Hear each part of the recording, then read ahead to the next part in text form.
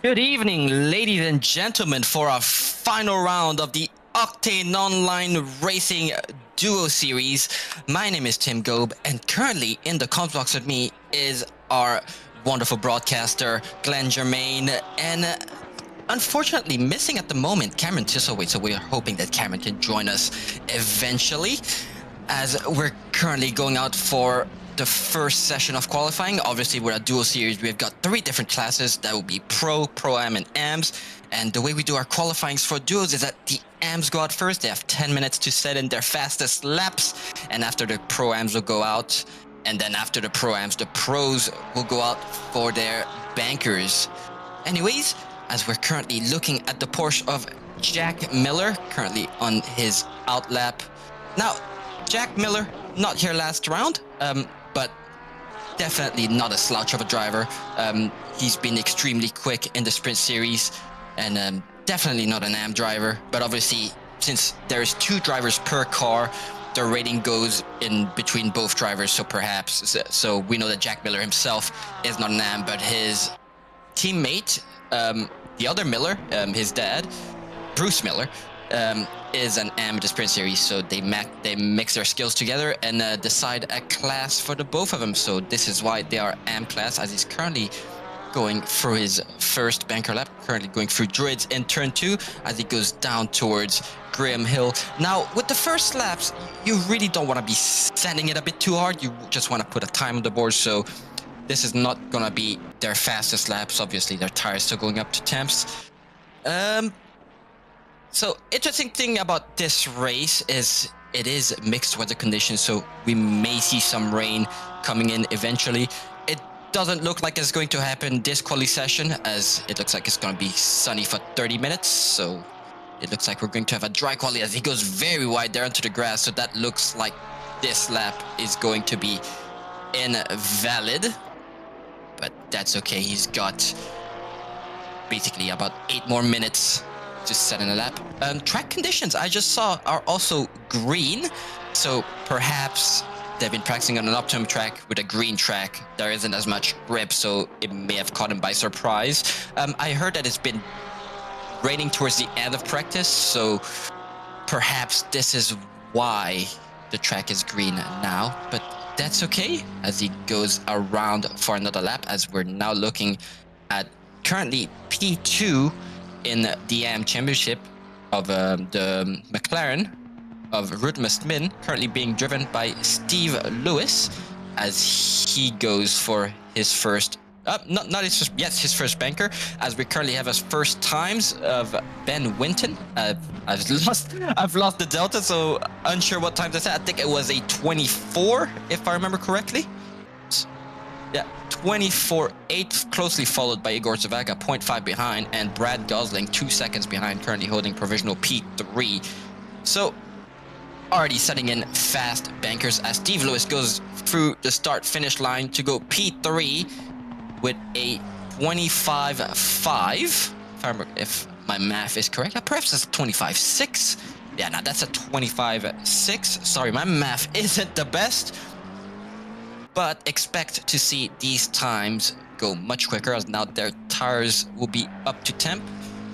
However, obviously, track conditions still green, as we're back on board Jack Miller. Hopefully he's valid and will be able to send in his first banker of the day as he goes through the final corner of Clark Curve, down the start finish straight, and his first lap will be 0.08 behind Winton, also a 24, but this time will be a 24.9 for Jack Miller. So obviously these drivers, no slouches. Don't let the AM badge deceive you. Some of these guys do bring the fights to the Pro-Am, as he goes very wide there and goes invalid, as we have our second commentator of the day, the first half of this race joining us, and that will be Miss Blake Griffiths. How are you, Blake? I'm very well, thanks, Tim. How are you doing? I'm doing all right. Apologies for the last-minute request, but it seems that Cam may be busy, so we had to get a quick replacement. Yeah, I got the call. Glenn hit me on my phone, and I was like, "Oh, crud!" So I'm not doing a quali, and I'm not starting the race. So I'll come in and lend a voice while we watch these guys go around. We'll see if Cam can make it. If not, maybe we can call up some of the other guys to jump in earlier. But anyway, kind of interesting so far. We were getting ready, and it was raining in practice like a tiny bit, and then now it's dry again. It was greasy to start with. I don't know if you touched on that, sorry, but we'll see how the track progresses. I don't think any pro-ams are going to be upsetting the pros so far. Yeah, we're still green.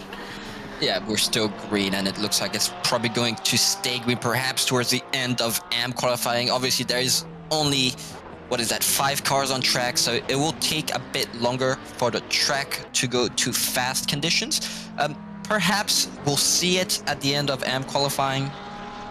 Yeah, but I think it's going to stay green until the pro-ams go out. Obviously, there's a lot more pro-ams on track, so they should be green by then. I just noticed there's only 23 cars on track, so the lowest numbers we've had so far for duos, and I think that is because everyone's been too busy grinding out the other tracks that they really haven't had much practice for this. I know I am one of them too. Just really didn't have much time with everything else going on to practice for this, so decided, you know what, I'm not going to do this race. Yeah, honestly, I found myself in the same boat. I actually did get to do about 50 minutes of practice, which I wasn't going to. Things just shuffled around in my day. And yeah, I wonder if other people were a bit like that. But yeah, much smaller fields. I think last race we had a smidge under 30. But I'm not complaining as someone who's racing in this race because it's not a big track, Brands Hatch, with less than a minute and a half lap time. It's a classic British track. It's not very wide, and the curbs are quite bumpy. Wow, Jay Miller and Lewis on exactly the same time right now. It literally never happens. Never happens, as we're back with Lewis, as he's currently 2/10 up, so he is going to improve on his current time and take P2 from Jack Miller. But we'll see what happens. He's not quite in the safe, yes, and he does lose a bit of delta as he goes through the final corner, finds more time there, but loses it again. A bit on the exit, but he's still 0.14 up, so that will still be an improvement. He'll still be happy with that, as I think he does have one more lap to set another banker, and obviously it looks like last lap he did have the greatest T1 as he's 0.05 up at the exit of T1. But so far, so good, as he loses it on T2, but still up, as I say that he is now negative on the delta. And as he slides that would not be ideal, and that is pretty much qualifying done for him, as we're on board with Igor Zavaka, currently 0.2 up and finding more time. What's Igor doing in P4 right now? Igor is way quicker than this. I think that is another effect. He hasn't had much time to practice Brands Hatch. Obviously, with a double header we had this week as well, they've had to practice. Well, I want to say 2 tracks, but most people know Silverstone, so they drive Silverstone just to get a small feel for it. But yeah, Snetterton being the big one, since most of these drivers would have never driven Snetterton, so they would have put a lot of time into Snetterton. Obviously, Brands Hatch, a lot of people are familiar with this track. We've had it a couple seasons back, so that's another one of those tracks where they probably decided, you know what, I'm going to put more time into Snetterton and not as much time on Brands, as we're currently on board with Chris Brooker, finding massive time, currently 0.4, almost 0.5 up, as he goes through, what corner is that? Where is my track map? Give me one moment. As he goes through turn 5. It's probably called knee hole or something, knowing British tracks. It's called the Hawthorne Bend. The British tracks always have, honestly, my favorite track names. I think it loses it. Slides through Sheen Curve and loses all the delta. That's a bit of a heartbreak for Chris Brooker. He was 0.5 up. That would have been a 25 for him. Unfortunately, loses it, and that will be qualifying done for him, as he does a small pit lane entry practice. as we have Jack Miller currently 0.35 up, and that will be a 24-6 for Jack Miller, currently taking pole for the AM division, and I think that will be pole for AM, as we have our Pro-Am drivers going out for their laps now. As actually, no, we still have Steve Lewis on a lap. He is up 0.12, so perhaps as we have Ben Winton as well. Actually, Ben Winton taking the pole for AM from Jack Miller, currently 0.1 up from Jack, but let's see what Steve Lewis has in the tank. Perhaps he can take P2 from Jack Miller, and it will be P2 for Steve Lewis. He will be happy with that result, and that will put Jack Miller into provisional P3. Well, P3 for M and provisional P3 for the race, but we all know this is not gonna stay the way it is. Can we get a check on the track quality? What do you call it? Track surface? Track conditions. Track conditions, jeez Louise. It is still green. Still green. As we have the Pro-Ams currently done with their out laps and now going to be setting their bankers, as we're on board with Nathan Monks in one of the two Fords in this race. But Nathan Monks, another one of those drivers, definitely not a slouch, definitely a Ford enjoyer, if you guys know Nathan Monks. Funny team name though, Underskill over Bob. I don't know if I agree with that when it comes to the Ford, but you know, it's all a state of mind. I think he goes wide there and unfortunately invalidates his first banker, but he still has 8 minutes to go around and set in another one. So it's not the end of the world for Nathan Monks, but that's a pretty silly mistake. Ugh, I feel like this track is pretty easy to make just mistakes. You actually just saw him kind of make another one. Like he touched the grass on the entry to that corner. And it can throw you off really bad. I know practicing in the Macca, there's a few spots where there's a bit of a bump on the entry curb and it will really send you. So as I said before, it's quite a narrow track. It's just not a lot of room for error here at all. Yeah, very narrow track. There is a couple blind corners on this track, which you have to take pretty much pinned. You have to do a lot of cutting, so you have to cut the track onto the grass to find the time, and obviously it doesn't help that track conditions are green and the Ford really likes to spin its rear tires, so he would probably be struggling to find the grip as the rear of that car is probably sliding a lot. So Misson already dethroning Winton with a 24.14. Obviously expecting those times to come up a bit. Track's still green. McDowell in P3 currently, and Marshall P7 and P3 in class. So we'll see how these guys get on. Yeah, I know you see how these guys get on from Marshall, but I know you're secretly hoping for him to take, well, ideally pole for the race. We know Marshall's a very quick operator as well, but I'm sure you guys would be satisfied for pole and Pro-Am. Yeah.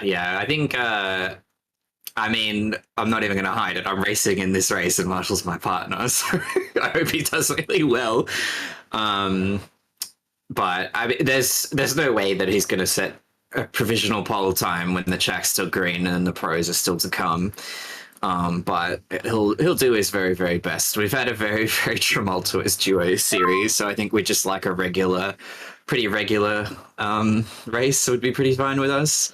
Our best finish is P15, so anything better than that, I think we'll be cheering. I mean, you guys are currently E4 in that Pro-Am championship, so you would need everything you can. Perhaps go back up the standings. You are 20 points behind the Kovacs Racing Black, the 991 Porsche.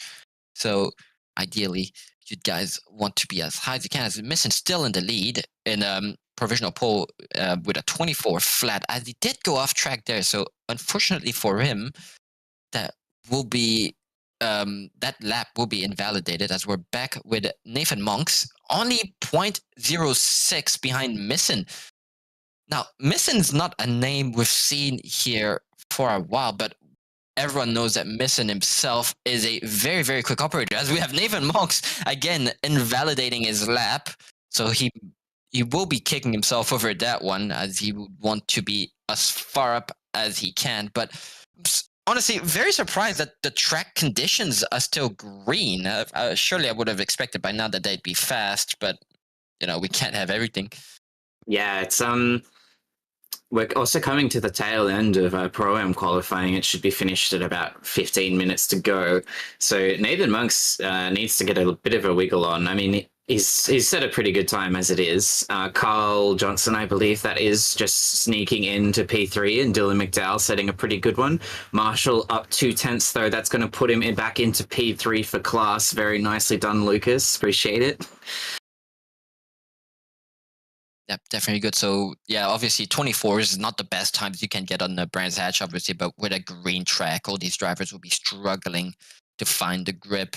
Obviously not quite struggling like they would be in the wet, but especially when they're pushing for, some of these drivers are pushing for thousandths of a second, especially the pros, to get in the lead.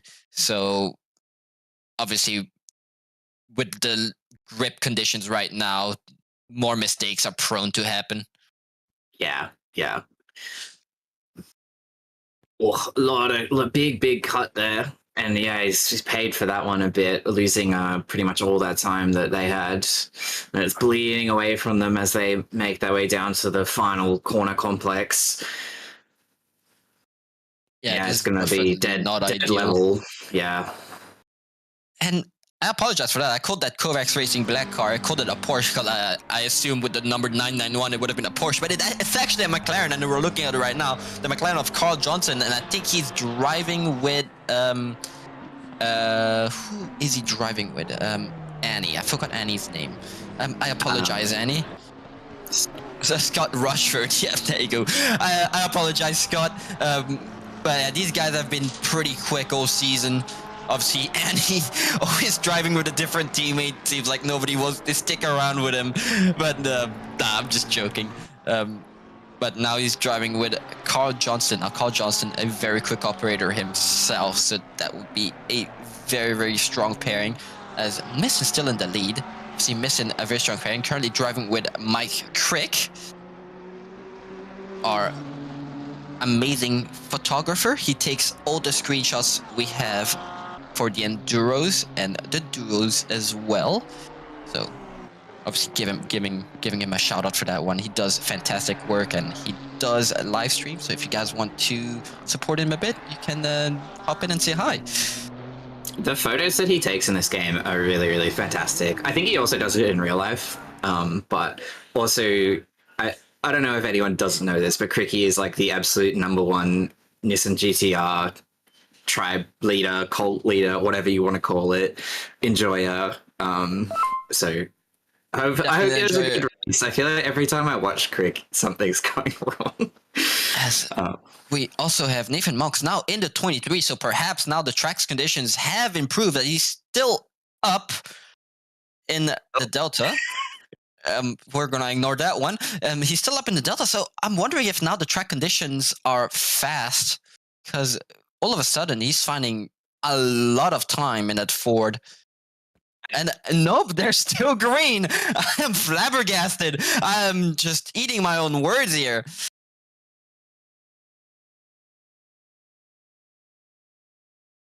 It sure doesn't look green, as all these drivers are now driving a lot faster, and just Ford things here sliding a bit. We're not in Tokyo, Nathan. There's no reason to get that rear end that far out. Let's just call it style points. It looks good. Sure, it's not the fastest, but sometimes you don't have to be the fastest. Sometimes you just have to be the most impressive. You just have to look good. But nah, all these drivers just got to stop on them. See, I'm wondering if they really are green, because Missin as well finding a lot of time this lap. Obviously, finding 3:10, so he as well will be in the 23s.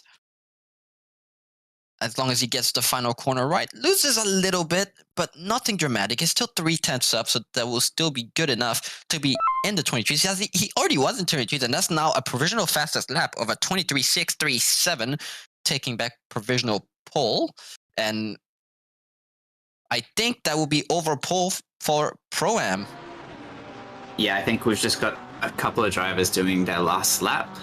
It looks like Marshall and the number 16 car is still out there, but it looks invalid on the track map, but we all know that Kunos can lie a little bit. So we shall see if Lucas has anything left in his bag of tricks here. He's currently 17 milliseconds up. Jeez Louise, what's my brain doing? But he's losing it a little bit, coming into this tricky corner. Make sure you get that camber. He's bleeding a little bit away. Is there anything in this last corner for Lucas to find? Oh, it's gaining, is a little lost, but it went back up, but it looks like it's going to be exactly the same or slightly down. So Lucas just holding on to P3 in class. It's a pretty good effort as we jump on board with our pros that are going to be getting in their bankers now. As we jump on board with the Lamborghini of Austin McNeil.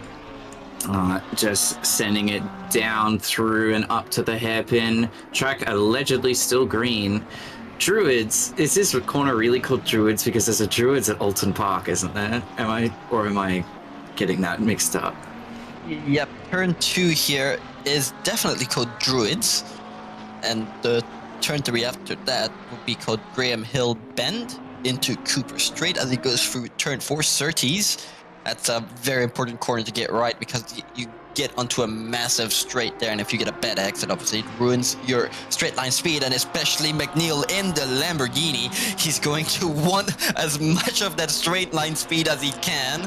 Obviously Lamborghini not being the fastest on a straight line, but obviously this track is not about straight line speed as well. There's a lot of corners, very technical, so the Lamborghini weaknesses don't show as much here as they show on a track such as Paul Ricard.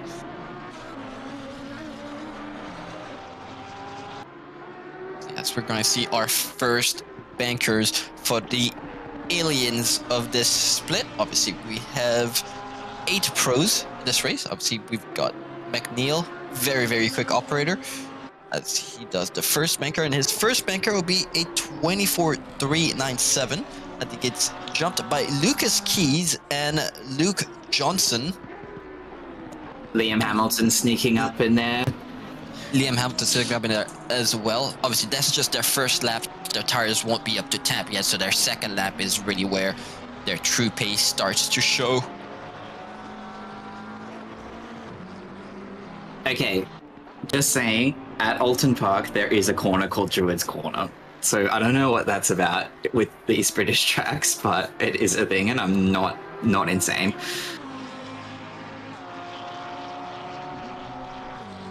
Yep. Definitely agree as we're still on board with McNeil. See if he can improve on that time. It'd be nice if we could see the delta, if that's possible.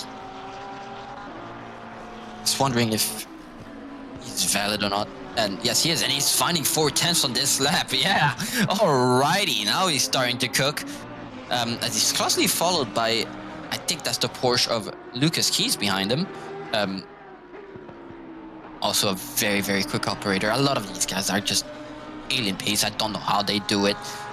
Sometimes it feels like I'm doing the exact same thing, but obviously I am not, because I'm much slower than them, as we have a 23.860 and a 23.777. So these pros are not quite jumping the Pro-Ams. As I say that, Liam Hamilton now with a 23.5, finally one of the pros jumping the Pro-Ams. Obviously, Nathan Monk, Sam Misson, not Pro-Am drivers. They are pro drivers in sprints, so it makes, in a way, it does make sense why they're up there as well. They can be just as fast as a lot of these guys, but obviously our championship leader right now, Liam Hamilton, and the TMR times LHR, Aston Martin, currently with 392 points. Pretty good in the lead of the Duos Championship, as we're now on board with a true Porsche enjoyer, Jamie Conboy. He absolutely loves this car. Currently on provisional P9, so he has his work cut out for him, as he's currently 0.26 up as he loses a bit of that corner, but does find time on the exit.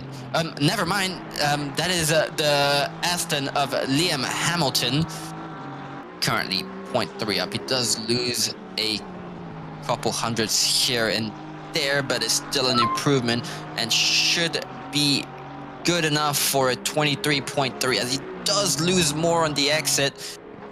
So never mind, it would be a 23.420, and he did get jumped by Lucas Keys with a 23.140. Bloody Lucas Keys. He needs his own bot. It's just ridiculous. He is a bit ridiculous, but he does need all the time he can get, as Liam Hamilton is not a slow operator. He's also an extremely quick operator, and they are leading the championship while Lucas, the team of Lucas Keys, which I'm not going to pronounce, I'm not going to say the name, is currently in a P4 in the championship. So they do have their work cut out for them to try and gain more positions, as we're currently looking at the Ford of Yoda, Jacob Weatherburn. There are 3 Fords here. I thought it was 2. I was wrong. There are 3 Fords there. Yoda, another very, very quick operator, and beautiful Pixel Racers Ford. I absolutely love that livery, and I think that's another thing Cricky does. He does make these liveries, and honestly, this one is a bit of a banger. Yeah, Cricky, very, very talented, multifaceted. What's our track condition at? Has it finally ticked over, or are we still running green? It's still green.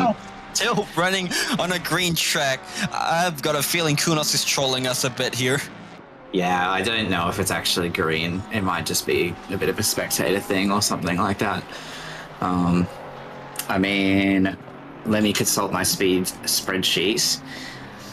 There's still a bit of time in terms of what's possible, especially for someone of these guys' caliber. So, I mean, obviously on a fast track, you're not going to do the absolute upper echelon of track time, but I do reckon it's probably not actually green. I know a 22 here is possible. Yeah.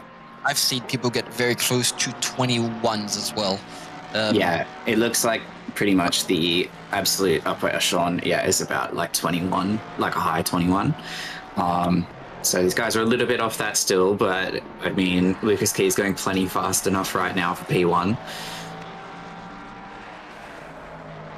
Fast enough, but you never know. There's still a minute and a half left in this quali session. Obviously, the 5-minute break is for drivers to perhaps swap. Maybe the driver qualifying is not the driver starting the race, so maybe they'll want their second driver to start the race, and they'll take over on the second half of the race. Obviously, Duo Series, you have a 60% stint timer, so the max time you can do on track is 60% race distance before you have to do a driver swap. And obviously, if you do drive past your stint timer, will be handed, I think, is a drive-through penalty, or either that or a stop-go 30. I don't quite remember, but I think it is a drive-through penalty. I don't think we've seen anyone come a cropper with that so far in the series. So, I mean, it's a bit of an absurd mistake to make. I do think we came really, really close with McNeil last race, if I remember. It was like within the last minute. So those guys are just really, really stretching out the limits of what's possible. But yeah, hopefully we don't see any of that tomfoolery tonight. Yeah, obviously, they'll try to get the fastest driver as much time as possible in the car itself. Obviously, these pro guys, both drivers, are extremely quick. But yeah, they'll try to use the faster driver will try to use as much of the stint timer as possible. Obviously, driver number 2, when they're not driving, they're not doing anything. They'll do tire calculations. Obviously, with a 3-hour race, the temps will be changing over the race time, and they'll do all these calculations: how much fuel they need, what tire pressures they'll need, and also the stint timer. They'll be asking their drivers what's the stint timer, what's the fuel usage, so they can do all the calculations for the person driving and just tell them what to put into their pit stop MFD. As we're back with JC Conboy, Currently, his best time a 23.7, as looks like he will be on his final lap. Yeah, this is wrapping it up for qualifying for everyone. So see if JC can pull any magic out just to leapfrog the last couple of people. As I add to one of the commentators, Murray Snow, want the rubber on the track change too. Yes, that's what we're talking about. So on a track with green conditions, there is no rubber on track. As it goes up too fast, there'll be a bit of rubber on track, and obviously optimum is when it's fully rubbered in, and that's where you have the most grip. As JC Convoy unfortunately goes off track, and that will be qualifying wrapped up for him, and he will have to deal with at the moment provisional P5, as there is still a couple cars on track. Never mind, they are all in, so that will be P5 for JC Convoy. But as I was saying, Murray Snow, that's what we're talking about. So obviously green track usually happens after rain. There's no more rubber on track. Fast track, there's a little bit of rubber, so you have a bit more grip. And obviously optimum is where you have the optimum grip, and that's where you'll be setting your fastest lap times. But that will be qualifying wrapped up. Now we'll give it to the drivers to perhaps do driver swaps, perhaps get ready for the race, some final calculations. Maybe, as we see, the track has gone fast. It has eventually gone fast, but it did.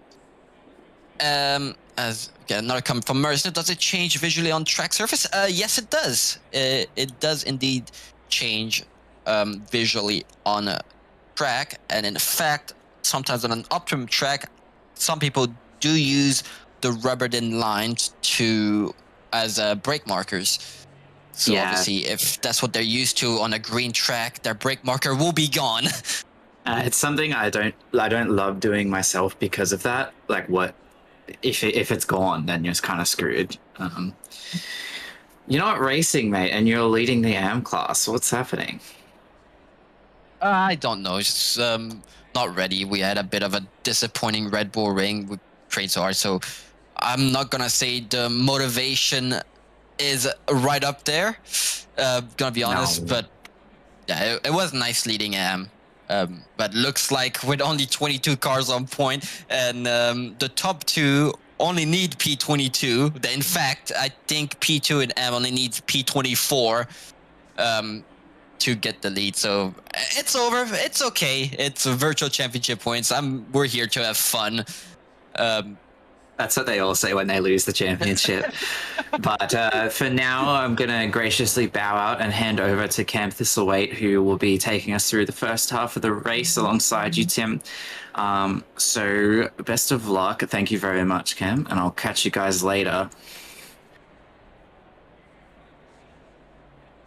Thank you very much, Blake, for stepping in there. I really, really, really appreciate it. And thank you to everyone else. But we're here at Brands Hatch. How are you, Tim?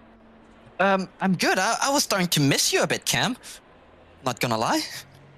You're always missing me.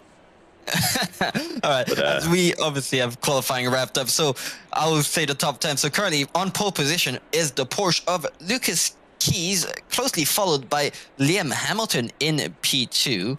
And in P3, we have Cal Gibbons.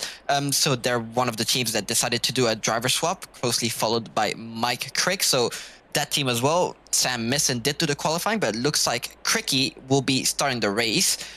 Jamie Convoy in P5 in the Porsche, also starting the race, did the qualifying. Same for Nathan Monks in P6, followed by Benjamin Hignett and Luke Johnson in P7 and P8. Sasha Def will be in P9, and Michael Babb will close off our top 10 in the 161 Porsche.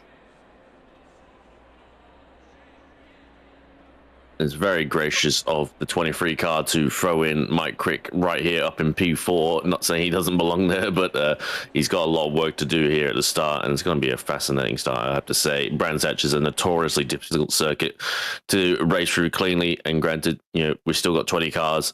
It is going to be very interesting to see how they get through the run through Paddock Hill Bend and into Druids. definitely agree with you on that one, as our cameraman is currently looking at the beautiful liveries that some of our livery creators make. Highly talented people. We don't have much time to stop and check them out, but obviously all these liveries, they take a lot of talent to make. It's not just I'm just gonna launch Photoshop and just make a quick good livery. It does take a lot of skill and practice to make a good looking livery. But yeah, definitely excited for T1 in this race. Brands Hatch, very very fun track, but very notorious for having some T1 incidents. Obviously, it's a bit of a downhill, so you don't have as much grip as you would on other tracks. And another thing I'm interested in is when blue flags start happening on this track. Obviously, it's a pretty narrow track, so there isn't much space to let blue flag cars to let faster cars through. Indeed, yeah, it's very much single line through most of the part of the backhill section through Westfield, Dingledale, and Sheen Curve, and to be honest, even Sterling's as well. So it's a little bit like the mountain, where hopefully people can be nice and patient. But granted, everyone's only patient for so much. So hopefully the blue flags do their best and try and get out of the way. But they're not entitled to throw themselves off track as we get on the way for the formation lap. 3 hours here, Brands Hatch in the wonderful Kent countryside. It's going to be fascinating. Looks like we've got a dry race, but never know. The British weather likes to suddenly throw it around, but nice sunny skies for once. I'm personally hoping for a bit of rain eventually. Obviously, rain always makes a race more interesting. Maybe not for the drivers. Some drivers absolutely hate the rain, but I'm sure these Porsche drivers in particular, and perhaps the Nissan drivers as well, really hoping for some rain, because that's truly a condition where these cars really shine. And another thing about Brands Hatch, obviously, like you said, it's a lot of uphill and downhill. There's a couple blind corners, so driver 2 definitely has their work cut out for them, spotting for the drivers driving. So that's another thing that I mentioned earlier. That's another thing the second driver will be doing for whoever's driving, is spotting ahead for their teammate or behind if they're getting blue flagged, and letting them know when the best time is to pull over, because obviously you want to slow down as little as you can, but at the same time as safe as you can for whoever is passing you. Absolutely. And getting along for the start here, Liam Hamilton followed by just slotting in behind Mitch Hobbs. Obviously, Mitch Hobbs and Lucas Keys did an excellent job to one stop, I believe, Red Bull Ring last time round. We should see if they can replicate that again. One stop with a puncture on the final lap, may I add. Definitely with some concessions.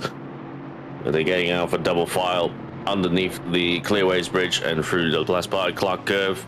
It's very hard to make an overtake done here, so they're going to be eager to get all their overtaking done in the easiest possible opportunities. We've got McLaren in the pits, so at least Lucas Marshall's in 42.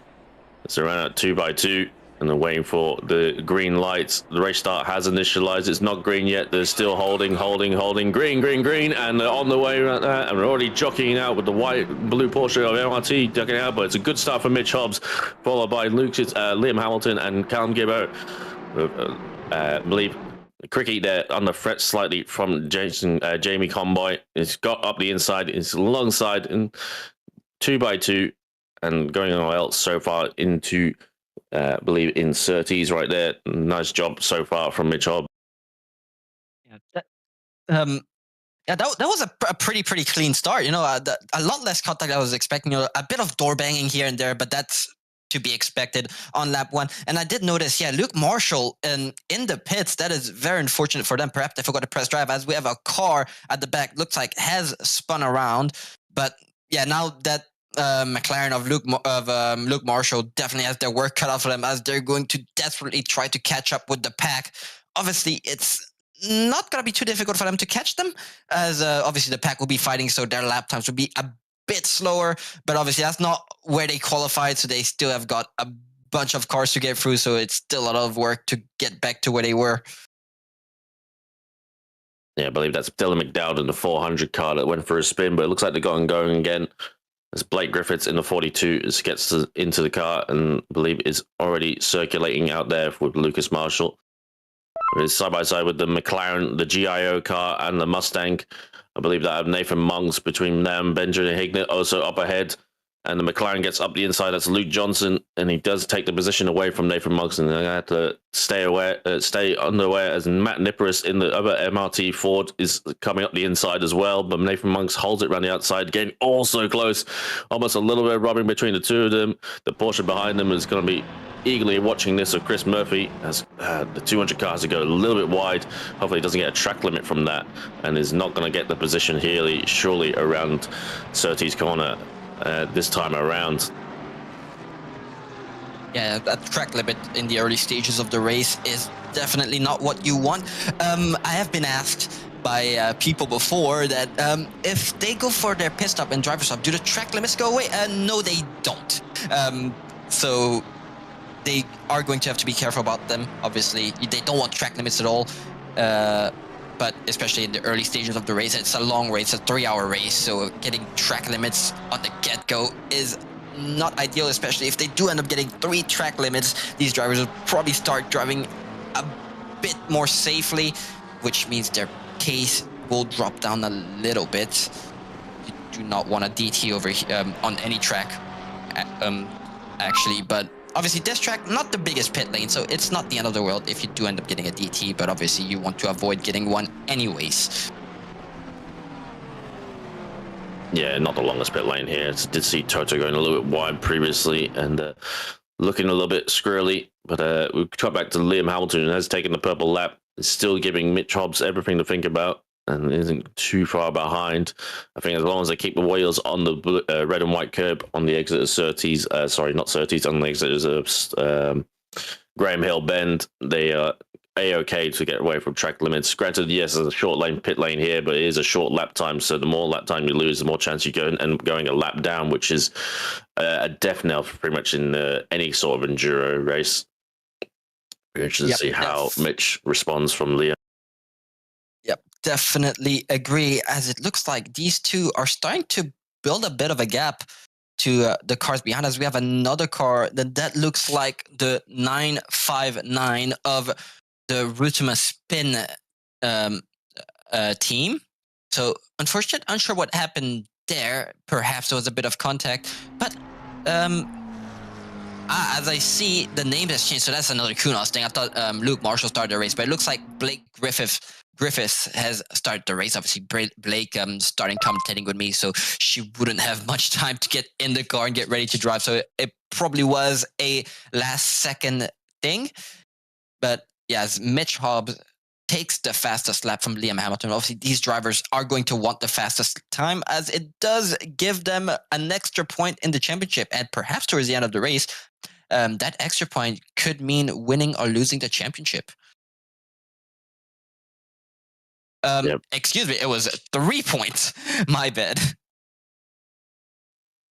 Yes, thank you for our gracious overlord in our ears, feeding us the little information. We appreciate Mr. Jermaine here and everywhere. See a little bit of a cue for me behind Callum Gibbo. Is actually under threat from his fellow Pixel Racers, Polygon Racers counterpart, Mike Crick. Sorry, not Mike Crick. We were duped by the start line thing, but Jamie Conboy is going to be going up the inside of Sam Misson is what I meant to say, but thankfully backs out. He knows he needs to get the position done, and also likes to race with those guys at Polygon Pixel Racers as well, so he doesn't want to take him out. Yeah, obviously these guys probably really good friends, so they will race each other. Obviously, they may be friends, but obviously when they're on the racetrack, they're going to try and race each other, but at the same time, they're going to be a lot safer around each other, and they probably trust each other a lot when it comes to side-by-side racing. So that is definitely a benefit, but they are going to have to be careful to the cars behind them, because these are still very quick operators, as the Lamborghini of Benjamin Hignett and the Porsche of Jamie Comer goes side by side. Benjamin Hignett looks around the outside, but goes a bit wide. Thankfully, keeps it out of the sand. You really do not want to be going in the sand on that particular part of the track, as it will massively slow you down, and they do have 3 other cars behind them. So going on the sand will probably mean perhaps losing 3 positions there. Yeah, he had a very good run out of the last corner as Jamie Combo did get a wheel on the grass going out of Clark Curve. So yeah, and Benjamin Higgler did have a good run. Did actually kind of have the edge over into Paddock Hill Bend, but kind of he did run a bit wide. That's where you had to really hug as closely to the inside car as much as possible, not to give up any, to tighten the line as much as you can. But didn't manage to get the move done. But they're both still going. And still technically, yes, the PR and PR-KA for the team name of 141 is another Pixel Racers car. So technically a Pixel Racers 1, 2, 3 here for 3, 4th and 5th. But nice to see all 3 cars in the line. But dare say it's not going to end this way because it's a really hard fought right now. You can see everyone behind him. Luke Johnson, Nathan Monks, Nippers, everyone is eagerly awaiting to get going here. Yep, as it looks like we do have our first penalty of the race. Now, I don't remember seeing these races being stewarded, but it looks like this race is being stewarded as the number 78 Porsche of Pete Viney does get a 15-second penalty, perhaps from one of the contacts earlier in the race. Perhaps they were the cause of the incident, and unfortunately, they do have a 15-second penalty. Now, that penalty is going to be served in the pits as they do their driver swap, so that is very unfortunate for Pete Viney, but heads down, there's still 2 hours and 52 minutes of this race to go. Anything could happen. It is not the end of the world. A 15-second penalty is not like a stop-and-go penalty, so it could have been a lot worse for them as we get a replay of that particular incident, as it looks like, yeah, so they slightly bump that Porsche in front of them and spins them around. So honestly, a 15-second penalty is fair for that. Looks like they just misjudged the braking. Perhaps the Porsche in front of them braked a lot earlier than they expected. But what's happened has happened. They just have to live with it and keep on driving. Yeah, that was Damiano Furcoli in the 400 car, and it's yeah, it was very unfortunate. I don't think not to excuse Viney or anything like that, but obviously the penalty's the penalty in the contact turn, but Sod that actually big slide there from Ben Higner. Did well to pick Chab. I was going to say Jamie Combo's already got a run on Sam Messon in the GTR. I'm sure they're going to have this move well and done and dusted into the inside of Paddock Hill Bend and gets it nicely done. But now Sam Messon has to watch for Benjamin Higner. He's eager to get the move done as well. It's very hard to get past the GTR, so you need to get it done when they're vulnerable, and he gets it inside the hairpin as well. So Toto goes a little bit wide, and Sam Messon will have to watch from behind from Luke Johnson. Absolutely, definitely. That was a textbook move from Jimmy Combo. And unfortunately, because of that move, it did make Sam Messon go on a not ideal line, and it gave, and Benjamin Higner did see the opportunity there to go down the inside and made the move stick on him as well. Now Sam Messon will have to either try and pass the Lamborghini again, as he's still on his rear bumper. So it's not over yet between that, what is that, a 5-car battle? And obviously the GTR being a monster on acceleration and down the straight is definitely might have something to do, as Higner does build a small gap to that GTR, and now they're going to have to watch out for that GIO McLaren behind them. Yeah, it was unfortunate there from Sam Messon. I suspect he just made a small error because he was really threatening the back of Callum Gibbo, and so once he finds his feet away, I think Higner and Combo might have to watch out, because the Mustang had enough to defend from the GTR on the straights, but come the Lamborghini and Porsche, it won't be the same case. So they'll have to stick to the back of each other as much as they can to stay away from missing in the Nissan.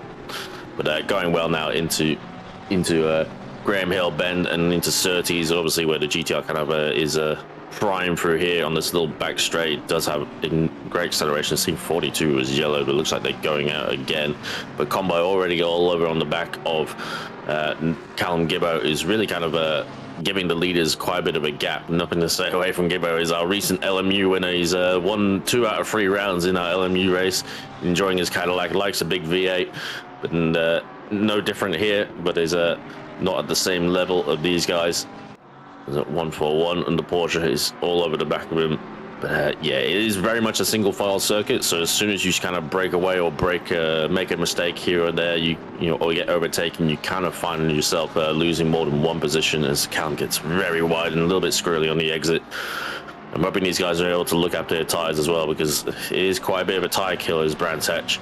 A bit of a shallow entry there from Callum Gibbo, but still gets the exit dusted well enough. And Hignett starting to fall into the traps a little bit of Sam Missing and GTR. Interested to see how things develop. Looks like the front two runners have built a pretty significant gap now, so their battle looking like it's heating up. It looks like Hobley just can't build a gap on Hamilton, as Hamilton's still on his rear bumper. So this is going to be a very interesting race, as eventually they're going to get into blue flag traffic, and I wonder what's going to happen between these two once they start hitting the blue flag traffic. Obviously the cars won't ideally not let them through in the corners. I know a couple drivers, they get a bit upset when they see a blue flag try to give way in a corner. But at the same time on this track, not many spots to let drivers through.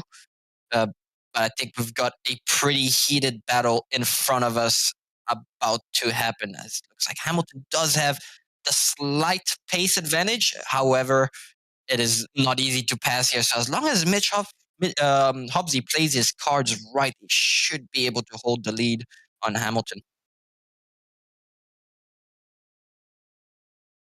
Yeah, should be able to have just enough of a gap. Well, the Aston is pretty quick on the straights, but I think the straights are not really long enough to benefit from much of the top end of the Aston Martin. But yeah, giving Mitch Hobbs a lot to think about right now. And interesting to see how things go. Obviously, there's a max driving time of 108 minutes, if I recall correctly, 60 minutes per 60%. And you'll try and get things a little bit more right in the com box this time, I have to say, as Jamie Conway is zigzagging all over, trying to distract Callum Gibbo. But Callum goes a little bit wide, but he still gets the power down easily enough, and it's going to be nothing that Jamie Conway can do from here on here. And it's, it's going to take a mistake, really, from Callum. And he hasn't really made any significant ones so far to let the move done, or some braveness from Jamie Conway, perhaps. But you've got the GIO McLaren all over the back of the Nissan as well. So maybe these big old barges are struggling a little bit more with their tires, and they're suffering a little bit. And they go through into Sheen Curve as well, and now into Sterling's. And yeah, it's going to be interesting to see how they hold on to their tires for the next... because surely you want to take them to the hour at the very least. Some people may be trying to go a little bit further, but it is a tire killer here at Brands, I find. Yep, definitely is. Unfortunately for JB Convoy, that is a Ford in front of him, and the Ford has very, very good acceleration. Obviously, the Porsche as well, not one of those cars that accelerates really well, but it just not much of a match to the Ford, especially once the Ford starts taking off. There's not really an answer you can have to it, especially in a Porsche.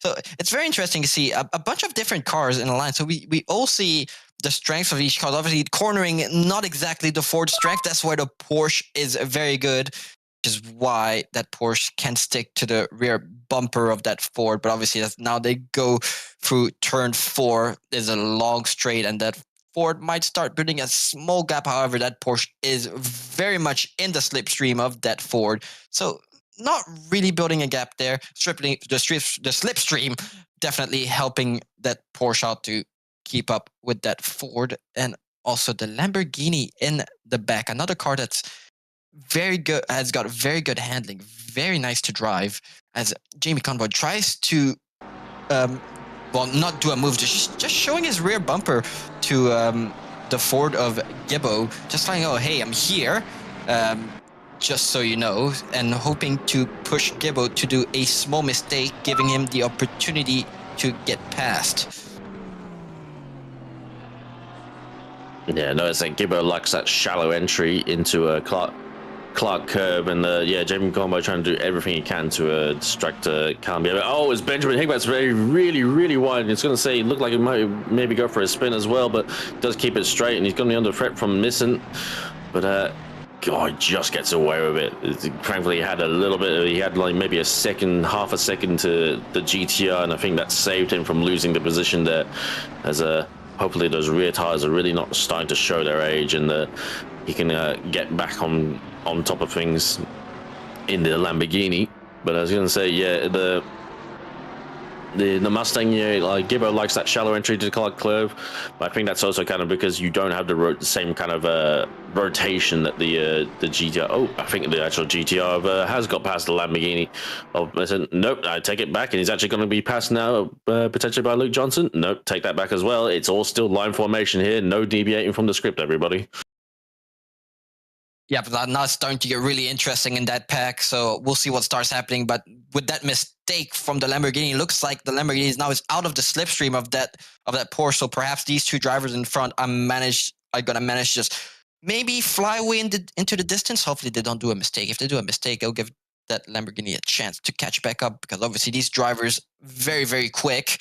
But I think he's got other issues behind him, as we have the GTR missing, and obviously the Ford looking for a move on that McLaren as well, as the McLaren goes very wide and goes very slidey there. So that's definitely going to cost him a bit, as we have the green Ford looking down the inside, and will he make it stick as they go side by side through Druids? But it looks like the McLaren only just managed to hold the position, but it looks like the Ford is going to try again through Surtees. And it looks like this time the Ford has managed to make the move stick. Yeah, well, out of shape there for Luke Johnson. He kind of went from attacking to suddenly having to defend, and lost the position from Matt Nippers into the hairpin. Did hold it around the outside and did have the inside corner for Graham Hill bend. And there was a little bit of a touch, which was like a little bit unnecessary, but the switchback from Matt Nippers there in having the inside for Surtees, which is, it's impossible to go around the outside of the Surtees in any car, really. You have to really be a very wildly operated to get that done. But, move done from Matt Nippers and see how he can progress from here. Yeah, a little bit of a touch, but nothing too significant. It's good hard racing, and I think our viewers there are really enjoying watching this little battle unfold, as we have a race update for Car 42. Marshall got disconnected pre-race and the session didn't carry over. So they don't have a setup and not enough fuel. So it ended up putting Blake in the car, and Blake wasn't ready, which is why they had that pit lane start. So it's really unfortunate for Car 42. That's really unfortunate for Blake. Yeah, it looks like they called it a night as well. Yeah, and I'm sorry for what I had to pay in that part. Thank you very much, Blake, for covering me here in qualifying, and I'm really sorry to hear that your race has gone from bad to even worse, and that's really unfortunate. Losing out to a glitch, I think bidding it for your own error, but when it's kind of like being glitched out from the start, it's just, it ruins everything, unfortunately. And I can confirm it's very demoralizing. Oh yes, as it has happened to us last race. We were doing fantastic, and unfortunately, Gormley's into big slide from Nippers, going very slidey, and that gives the opportunity for Luke Johnson to go back side by side, but he will be on the outside at Clark Curve. So let's see if he can make the move stick, as they go a bit of door banging here and there, but it looks like Luke Johnson just has a slightly better exit, but now he's going to be on the outside at Paddock Hill Bend. So let's see. Be brave. They're going to be very brave. Not much grip over here. Looks like Nipper is slightly as the edge as the wheel to wheel, but Nipper is also sliding, and looks like maybe the McLaren manages to hold the lead on the Ford, but that is not to be, as the Ford gets back ahead of the McLaren. That is exactly what we want to see 20 minutes into the race, and we're really hoping for more of that. That is really an exciting watch. Yeah, great stuff there from Matt Nippers and Luke Johnson there to go side by side through multiple corners. It looks like Nippers is already starting to feel his tires a little bit, and it's gone out very wide through Surtees and already losing the position. The McLaren, I'd be fine. Luke Johnson, start to cover the inside. If he goes for it, just cover him off. because that Mustang, we know what it's like. It's got when it gets a straight, somewhat of a straight, but hence I feel like it's started to chew its rear tires a little bit. As Matt Nipper is now under threat from Nathan Monks in the fellow Mustang, and it's Luke Johnson in the McLaren behind him. Sorry, not Luke Johnson, Carl Johnson behind him. So maybe we're starting to see these Mustangs start to suffer a little bit as Carl has to get out of it and gets a little bit on the grass as well, as he wanted to go up the inside of Nathan Moggs but wasn't able to get it done.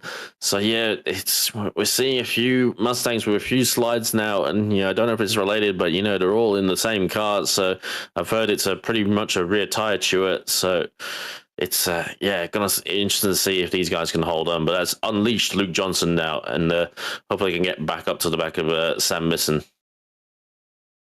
Yeah, obviously the Mustang a rear tire chewer, and we've only been not even 22 minutes into the race, so these guys are going to have to do pretty much an hour with these tires, so they have to think about their tire wear as well. But this is some really fantastic battling we're seeing, because it is a very tight track, but they're still respecting each other. Obviously, there's a bit of door banging here and there, but as we see, Nathan Monk's small mistake, and that gives Carl Johnson the opportunity to get past the number is at 83 Ford, and unfortunately he does lose out there, but obviously not the end of the world. Once again, it's only still 2 hours and 37 minutes of racing to go, but this is some really, really fantastic battling here.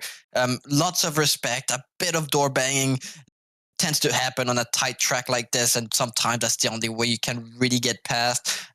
As long as it doesn't impede the car in front of you, doesn't take them out, slight door banging is okay. As we see a massive mistake from the McLaren of Luke Johnson, and he ends up into the wall. That is a bit of a heartbreak for that McLaren, and now they're going to have significant front-end damage, and I'd be surprised if he keeps trying to drive like this, as perhaps now, if he does have a flappy bonnet, his top speed obviously will be impacted, but also he might start to feel a lot of understeer from that damage. But there's a bit of a heartbreak. Now that's perhaps tire wear, perhaps the adrenaline kicking in, trying to hold his position. We won't know, but let's just hope they at least don't have any suspension damage from that. As we see, he's already struggling a bit with the steering. Also, these tires are going to be a bit overheated from that slide. He's fighting the car a little bit. I think he's gotten away with it, to be honest. He actually did a very good job to arrest a lot of the speed from the spin in the mid part. So I think he would have had a small graze on the wall. He hasn't got a flappy bonnet. I think he's gotten away with minimal damage to the front. And we talk about the Mustang likes to chew its rear tires. The McLaren is actually very can induce a lot of wheel spin and has very aggressive turbo mapping, so it likes to spin up the rears quite a lot as well. It's also kind of why you see him just kind of do little small corrections on the exit. It's also, having raced against Carl for a long time and having seen him race over the years, he is a very aggressive racer, and in the best possible way. He is a very stature competitor, and he doesn't drive at anything less than 100%. The screen, we got 107, that's K Motorsports 107, the Bentley of Brad Gosling and Zach Jensen, unfortunately off and yellowed on the exit of a Sheen curve and parked nicer than the Bentley and almost camouflaged if it didn't have any red on it. But unfortunately not able to. I heard it saying in chat that it potentially may have had brake issues, but may have had a constant with the wall earlier, but that car is just sitting there right now. I'm sure the race director will be onto them, assessing the situation, but if they can't get going, they might have to get teleported to pits or DSQ'd, but it looks like they are starting to move now. Rest averted. But we still have Gibbo on the back. It's actually a bit of a bad exit, but unfortunately he's got that V8 to get him out of trouble, as the Porsche is still stuck to the back of Jamie Conboy in there, still looking at the back of Callum Gibbo. Another shallow entry there from here, so it might be a run now. Actually, there's a little bit, just Jamie Conboy just doesn't have enough grunt there to get the car up there in time, despite a bad run through from the Mustang. It also looks like the Lamborghini of Benjamin Higgett getting involved in that three-way battle now once again. And may I add to that 107 Bentley, it's really unfortunate. They've not had the best time in this duo series. Obviously, back on the Nürburgring, they had a fantastic race until the very end, absolutely destroyed the AM class just to get cursed by a hardware failure. So obviously these drivers, not slow drivers, extremely quick, but sometimes there's just things out of your control that end up happening. And honestly, these kind of things are the biggest heartbreaks, especially with the amount of work and effort some of these drivers put in for these races. You do not want to see a race get thrown away just because of hardware failure. Yeah, absolutely. And yeah, unfortunate for those guys, but they're still in the race. They're still there, and we should see if they can how they can recover. But going well so far. I did see that. Thank you to Matt Powell in chat as well, just for clarifying that. We did see some penalties come for 78. It was like 78. Oh, they already had a penalty.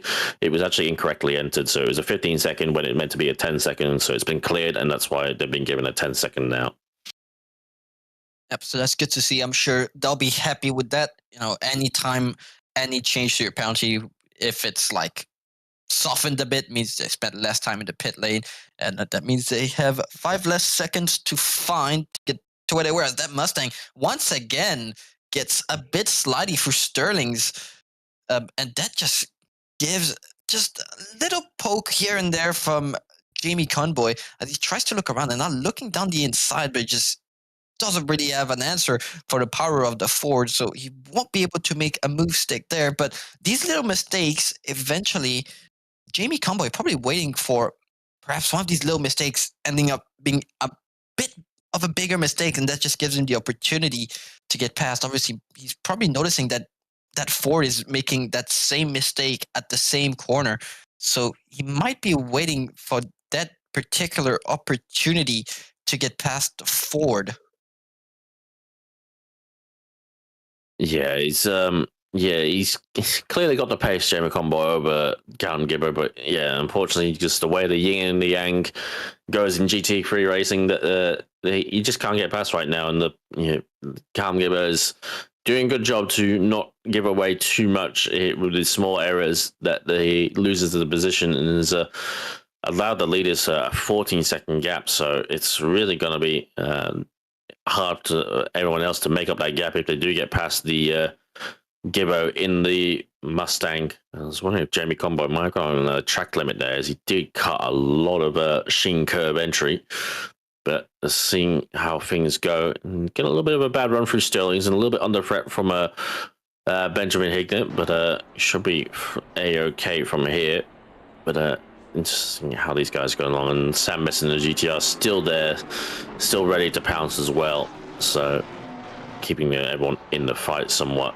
So the field's starting to spread out quite a bit right now. Everyone's kind of separated up, and not too many gaps on track. And seeing the leaders are catching up to the 107 Bentley or Brad Gosling, so we'll start to see the blue flags starting to develop from here on out. Yep, definitely.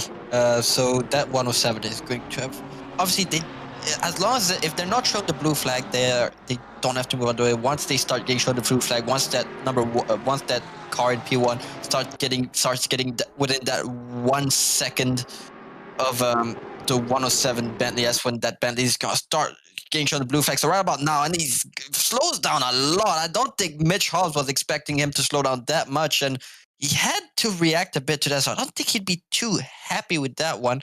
But obviously, the 107 trying to do the right thing, perhaps overslowed a bit, but it's okay. Mitch Hobbs still in the lead, still followed closely by Liam Hamilton. It looks like he has managed to build a small gap, but not significant enough to break the slipstream from that Aston, as the Aston closes up on the Porsche once again. But so far, these two have been at it for 30 minutes, just following each other. But we will be seeing more of that very soon, as they are going to be catching more blue flags within the next few laps, as they still have around 30 minutes in their stints before they start pitting. So I reckon they're going to be catching blue flag traffic again in this stint, or perhaps if it has been over an hour, perhaps they decide to pit so they don't have to deal with the blue flags. Yeah, potentially. It's tricky. Like on what they kind of do. I don't think it's worth really deviating too much from the strategy, especially in a race like this where boxing early can really compromise you later on with how many pit stops you have to do to get the race done. But I think it's worth just sticking to the game plan right now and just circling as much as you can. But it's starting to see quite a few drivers starting to struggle a little bit with their tires. And unfortunately, Jamie Combo is still kind of struggling to get past the Mustang, and it's just, we keep saying it, we keep sounding like a broken record, and nothing can be really done. And it's the straights here are just enough for the Mustang to really kind of do its thing, and not really a good run, but a good run here from the Porsche as well. But he's got to try the inside. He's on the grass, and unfortunately, he's going to clip the Mustang as well. And he's clipped the Hignett, and the Sam Misson hit him in the front as well. So that's no. That's gonna be I think a significant invoice for that move. That was a little bit silly, and unfortunately for Jamie Comboy and the Mustang, they both lose out on that. But I think Gibbo actually didn't go around. He's still in third. Sorry to interrupt, Gobby, but he actually didn't get turned around. Yep. I will be right back. You. Yeah, no worries. Sorry about that. But unfortunately, so Ben Hignett did get kind of turned around as the sort of rears kind of collided, as Sam Misson did find the front as well of the Jamie Comboy's Porsche. And maybe hearing the broadcast a little bit, it sounded too much like a broken record. I didn't want things to turn into an actual broken car. But unfortunately for JC, is he did try to lunge up the inside. He did have a good run on the Mustang coming out of Paddock Hill Bend. As we go to a replay now here, he is very close. He feels like he goes for a run.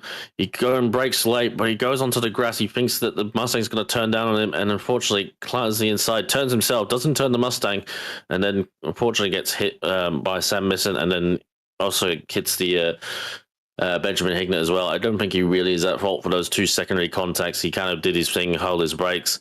If anything, I think the penalty will come from the initial contact to the send itself. But I'm sure that will be on the steward's board and under review as well. But really unfortunate, and that's really dented things for the 141's car's chance of at least a podium for sure. But it's still a long race to go. Still 2 hours and 2.5 hours to go, pretty much. So we see. So Benjamin Hignett falls down behind Luke Johnson and into the clutches of Matt Nipris. And Sam Misson retains the fourth place and is now on the back of Callum Gibbo. It'll be interesting to see how much front damage that Sam Misson has. I'm pretty sure Gibbo got away with pretty much any damage, seeing that he didn't even get turned around by the Porsche as well. It just kind of, it was like kind of just the little brother bumping into the bigger brother. He kind of didn't shift at all as the Porsche kind of twanged into him. But Luke Johnson on the back of these two as well. So again, it will be a little bit of a Gibbo train. But he lives to fight another day. And coming up now into the hairpin of Druid, where it all happened last lap around. We're interested to see how Luke Johnson and Sam Misson cope now between these two.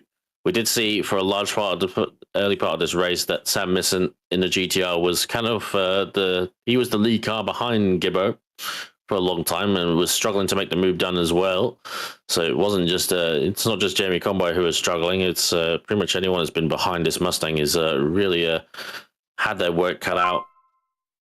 As Jamie Comboy gets a 15-second penalty for that collision. It's very unfortunate. And frankly, we've had actually quite a clean race so far, and it's been pretty clean as the stewards really, normally sometimes well, not normally sometimes, but sometimes they have a backlog and they're struggling to get on the penalties, but they got on that one pretty quick and they got the decision done pretty fast as well. So yeah, unfortunate for the 141, but long ways to go still. 15 seconds. Hopefully, they don't have too much damage, so they can maybe finish out the stint as they had initially planned. Yep, I am back. Sorry for that, guys. Yeah, definitely agree. Honestly, a 15-second penalty.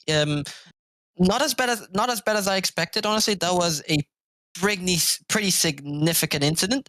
But 50-second is also itself is a pretty big penalty, especially since they're going to have to serve it in the pit stop, and a lot of these cars behind him are much closer than 15 seconds, so they are going to lose a few positions while going in the pits, and also for potential damage, depending how the car feels. If they think the car feels all right, they will decide not to fix the damage. If the car just feels bad, they will fix the damage, as currently looking back at the Look, Mustang of Kyle Gibbons. Yep. I was going to say, just looking at where 141 is on track, they're actually just at the back of this little queue in the just up at back of the camera shot. They're only a little bit behind Gibbo on track. They're about 5 seconds behind, only about 1/4 behind. But I think they'll only lose once they serve that 15-second penalty. They will only lose positions to down tool Dow in P14 based on the cars that are around them on track right now. So they won't lose too many positions considering it's a 15-second penalty and how close the field is. But I think they'll get away somewhat. So there's still well in chances to kind of recovery drive this well into the top 10. The damage on the front doesn't look too bad. Obviously, server side is kind of not really synchronized the best, but a little bit of front damage, but no bonnet kind of up there or anything like that. So I think they'll get away somewhat. There may be a little bit of rear damage. I think that's the only thing that they probably have to consider as well, how much repair time on top of the penalty as well. So it'll be a very long stop come what may for 141. But they're still in the fight. They still can get a top 10, potentially a top 5 with the way things go in Enduros. It is still very early days. Definitely, it's not even been an hour in the race yet, as they're back on the rear bumper of Nathan Monk. So yeah, definitely they still be able to move back up. Looks like they, like you said, they haven't lost too much out of that. Could have been much worse.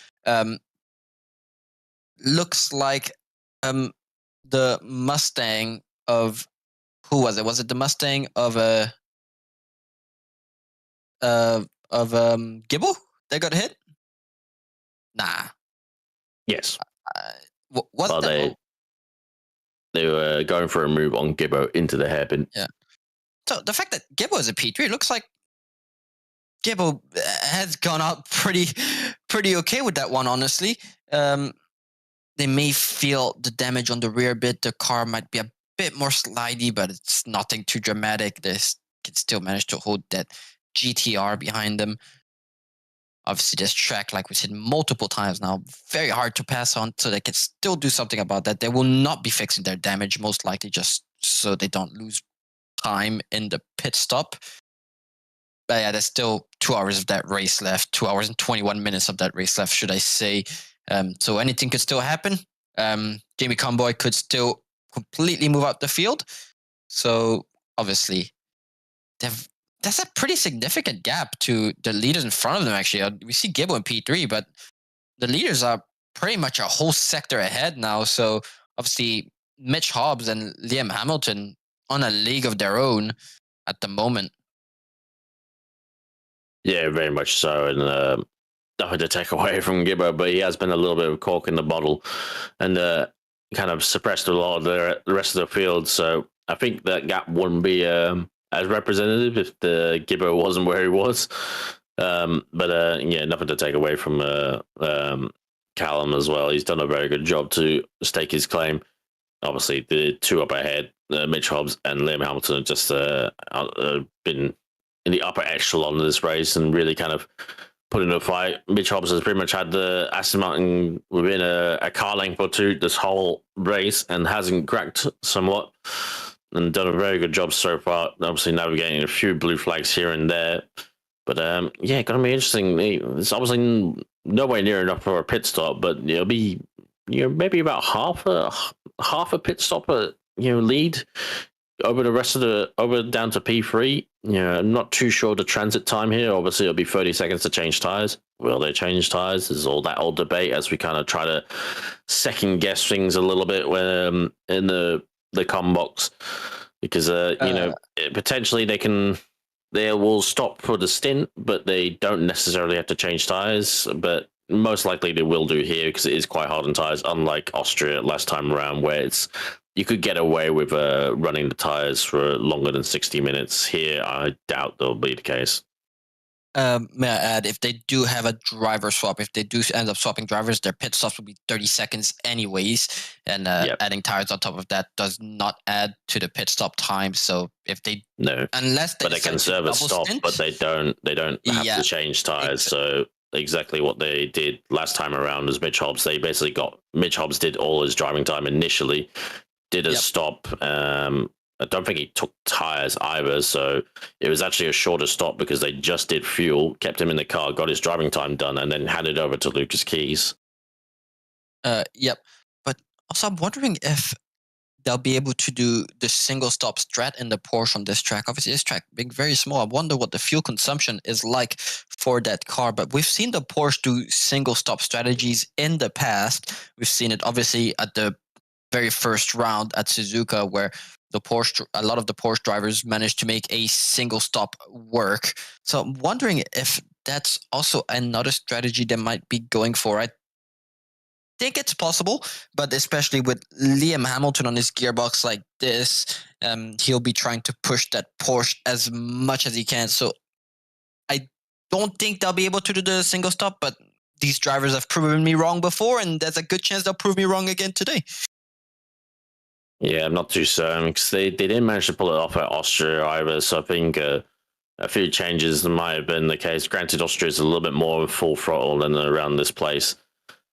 Or to be said as well, there's a lot of accelerating around here. You get a lot more laps here as well. Actually, about the same as Austria. Austria is a shorter lap time overall, but I think they did 2 stops at Austria in the end, and they still kind of got away with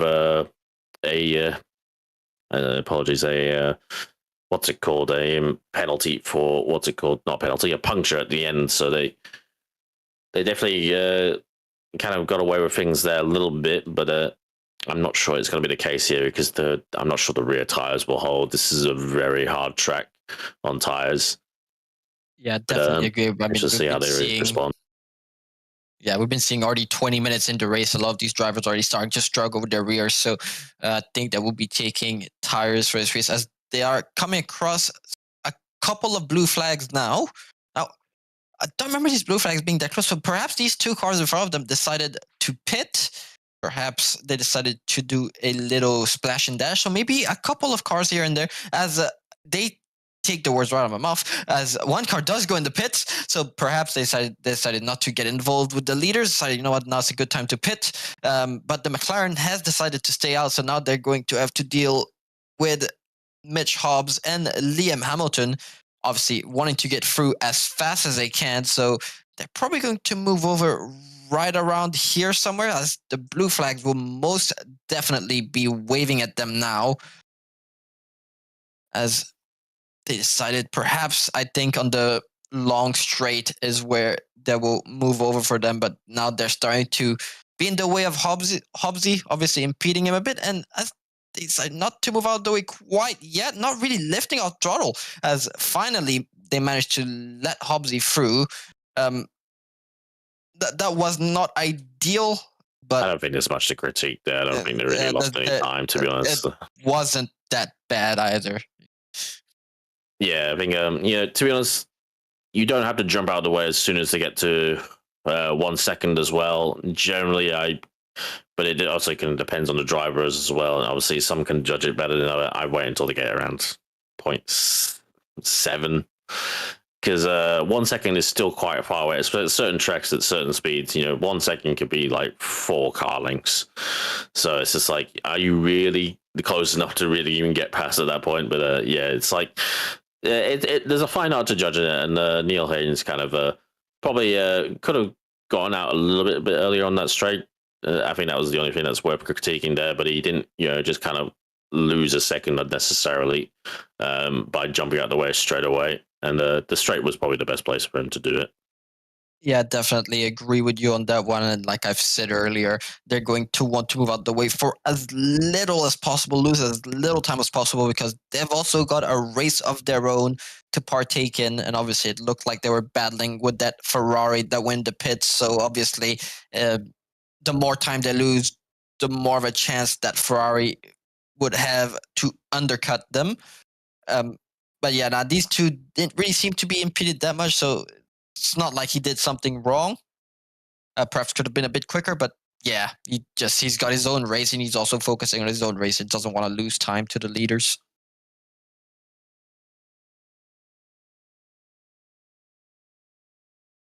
Yeah. So obviously, it's looking at the championship fight. It's P2 right now. Liam Hamilton's 165 car is the leading the overall championship lead over PR and KA, which is actually Jamie Conboy car. So it's one thing we didn't really kind of elaborate too much on, but that's really hurt the 141's chances at the championship. Well, to be honest, it was already kind of not going to plan, because if you want to outscore the fellow car, you kind of need to be ahead of it. And so obviously they were stuck behind in P4 before that contact. So unfortunately, it's going to drop them further back and kind of make it a bit of an easy race for the 165 for the championship. Whether not to discredit the championship too much in this race, but I imagine some drivers kind of just take it race by race and kind of focus on the sort of the single result rather than the overall championship.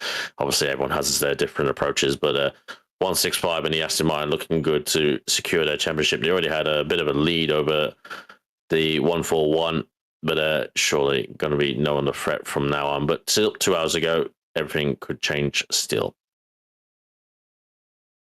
Yep, definitely agree. I think this battle in particular, unless Mitch Hobbs does a massive mistake, is going to be decided in the pits, it seems like. So looks like Hamilton will have to try and go for somewhat of an undercut as they starting to get through more traffic. Now that's a lot more traffic than they had to deal with before. Last time it was one single car, as they're catching up to that McLaren that seems to be going very slow. He cut up a lot as they go through in the corner, and that's a bit of contact there. He's not going to be too happy with that one, as that Bentley looks like has a lot of front end damage. That bonnet looks like it's lifted up, but they tried to move out the way, but they're moving out the way in the corner, but there's not much they could have done there, especially with that amount of damage. But that's really what the leaders don't want to happen. Perhaps that McLaren wasn't expecting the leaders to just throw it on the inside, but they have to realize that that Porsche is also in a big, intense battle with a McLaren. It looks like the Porsche has lost out a bit more in terms of damage, but however, it looks like he has managed to get the smallest of gaps onto that McLaren, and even with that low damage, it's only side damage. It shouldn't affect the pace, if at all. Yeah, there'll be no real damage there on that one. Nothing to really worry about. It'll be a little bit of frustration from Mitch Hobbs. I think that McLaren as well that we saw on screen, I think that was the 969 of Chris Brooker, was on the back of Steve Lewis, just up ahead, the orange McLaren that we can see just crossing ahead of Mitch Hobbs. They were very close going into that last corner, but they actually did massively, kind of drop back. So I suspect they had a mistake through Clark Curve, was slow down the straight, hence why they got caught by the leaders so much, and probably weren't really checking in their mirrors, weren't really too aware. Kind of looked like they went wide at turn one to let them go, but then kind of decided to try and to cars down. So maybe they just went wide and just tried to do their own line, with being quite oblivious to the leaders coming through. Either way, that's not great points on Chris Brooker. But hopefully they got away without it being too much worse than it is. Don't know if maybe 79 would have called that number for that, because it would have been quite frustrating. It could have been a lot worse, to be fair, as well, as there was contact made. So not what we like to see.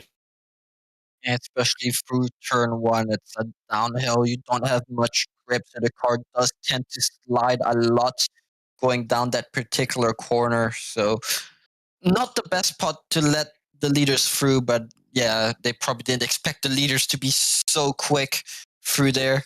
And yeah, Mitch Hobbs being in a battle of his own, he's going to be pushing at 110%, try and get away from Hamilton. But what's happened.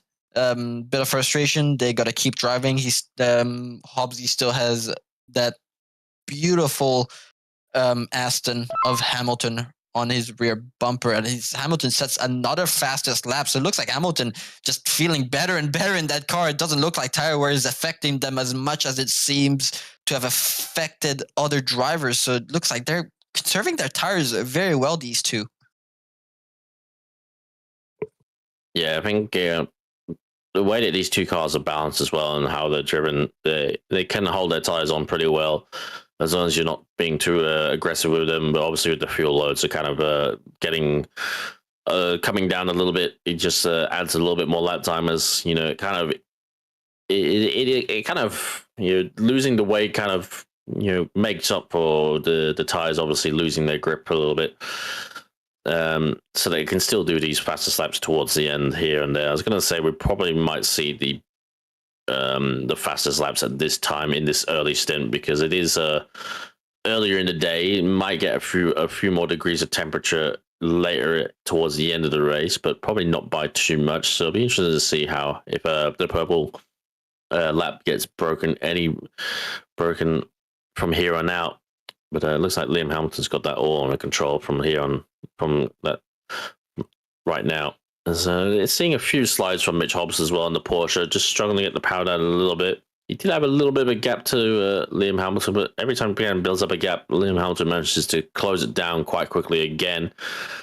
So just see how Mitch responds, because still a few more cars, the 78 and the 538 up ahead, and they are, you know, C-Ren and 78. I'm not too sure. I think it's Pete Viney as well. Did see that Jamie Conboy has a boxing. We've seen a few more pitters as well. Carl Johnson is also boxing as well. So and Benjamin Hignett as well. So interesting to see a few early stops going on.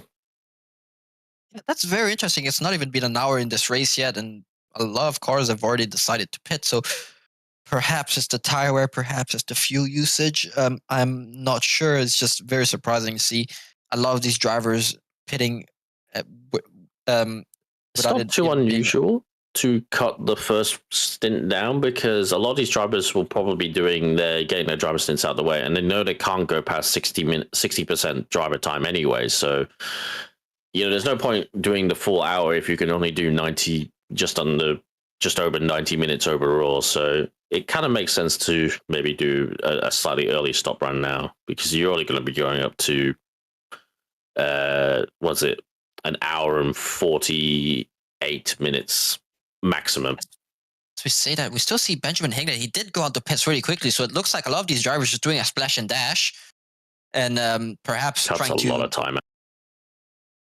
Perhaps trying to just get their driver stints out of the way, as he did barely spend any times in the pits. It looks like he only spent perhaps 15 seconds, 20 seconds in his grid box, just enough to go for his entire driver stints before he hands the car over to Austin McNeil. But yeah, like you said earlier, it looks like a lot of these drivers, perhaps they feel fine on the rear tires. The rear tires may not be as bad as it may seem. Obviously, at the same time, Lamborghini's pretty good on his tires, I reckon.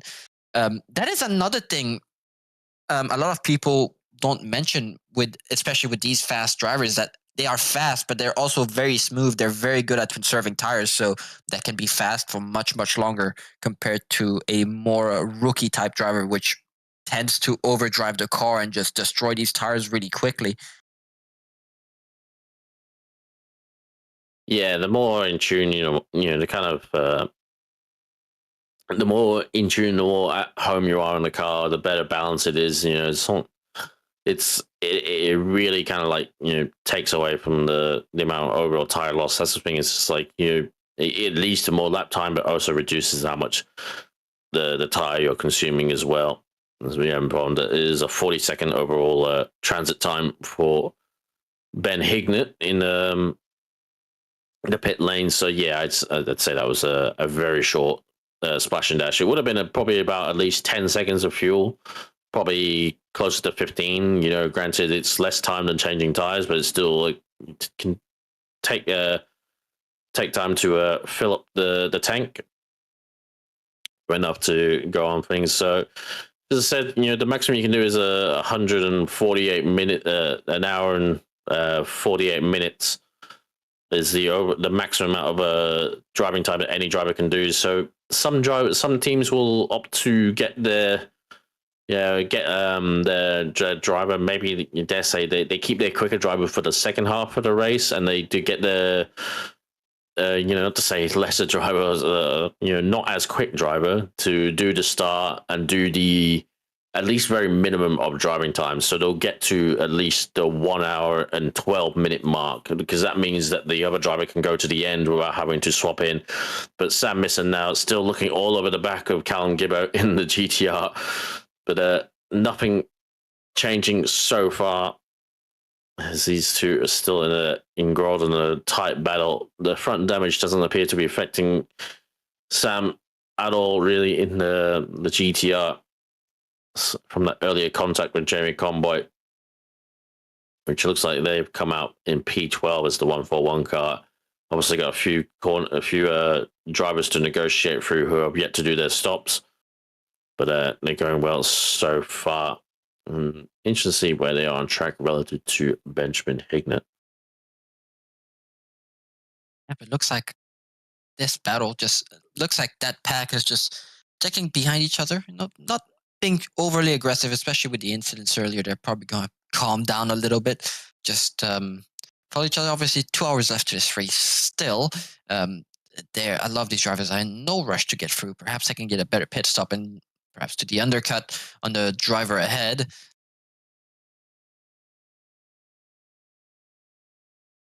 Yeah, it looks that the damage done for 141, they had to serve the penalty, as well as obviously maybe they had to fix damage as well, and obviously do all the other things that they were planning to do at the stop. That they stopped them about half a lap, about a sector behind the car of Benjamin Hignett. So it's really unfortunate for them that's a big mountain for them to recover. But that said, we've seen pace out of that car. It was probably looking at maybe the third or fourth fastest overall car on the grid. But let's just see how they respond from here on out. It's definitely not over for that car. And to potentially, one thing that might save him as well is that Gibbo is still here, kind of holding up these drivers. As you see, Luke Johnson in the red McLaren is boxing as well. And surely another splash and dash as well, just a fuel top up if they are doing the same game run plan that everyone else is doing. Like we've got another battle in the background between Nepris and is that Nathan Monks. It's like they were side by side going through turn one, and it looks like Nathan Monks has gone ahead of Nepris. I think Nathan Monks was behind them. So obviously, now that the field is spread out, it's a lot more 2-car battles, especially with a lot of these guys pitting now for a splash and dash at this time. So yeah, this interesting 2-way Mustang battle going on there. Obviously, Nathan Monks being a different class, but still being as competitive as he is. It's not like he's gonna let a car in a different class get ahead of him. If he can get a battle ahead of him and try to fight for a position, he will definitely fight for it, especially being of the caliber of driver that he is.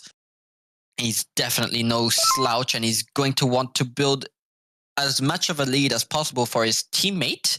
So his teammate has a more, let's say, relaxing race, as they're currently, P2 in the Pro-Am class. Sam Misson, another one of those extremely quick drivers, building a nice gap for Cricky. So when Cricky jumps in the GTR, he has a more relaxing race. It looks like these two will have Cricky will start having a battle with, I think, Benjamin Curtis.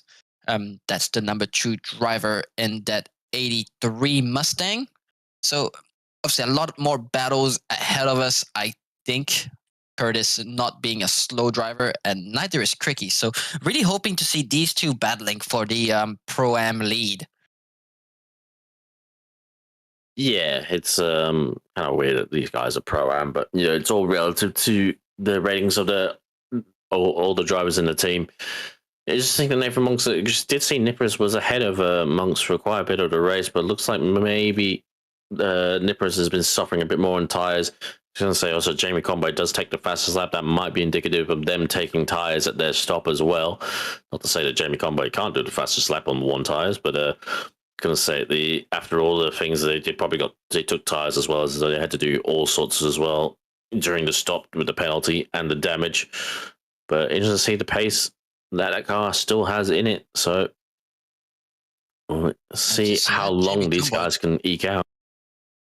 Yeah, Jamie Combo does have the fastest lap of this race at the moment. So he was in the pits for 1 minute and 14 seconds. So they have definitely taken tires, I reckon. But surprised they did not do the driver swap, because a driver swap itself is 30 seconds anyways. So perhaps it was too early for a driver swap. And with that slide, that incident, their tires would have been shot. So they probably had to take tires. And on top of that, they had a penalty, which resulted in the 1 minute 14 second pit stops. That's gonna hurt them a lot, because that is almost one entire lap around the Brands Hatch. Obviously, these drivers currently the pace runners, the front runners, are in the high 23s, low 24s. Obviously, with 1 minute 14 second pit stop, it's within 10 seconds of the fastest lap that some of these drivers have been setting. So he's got his work cut out for him.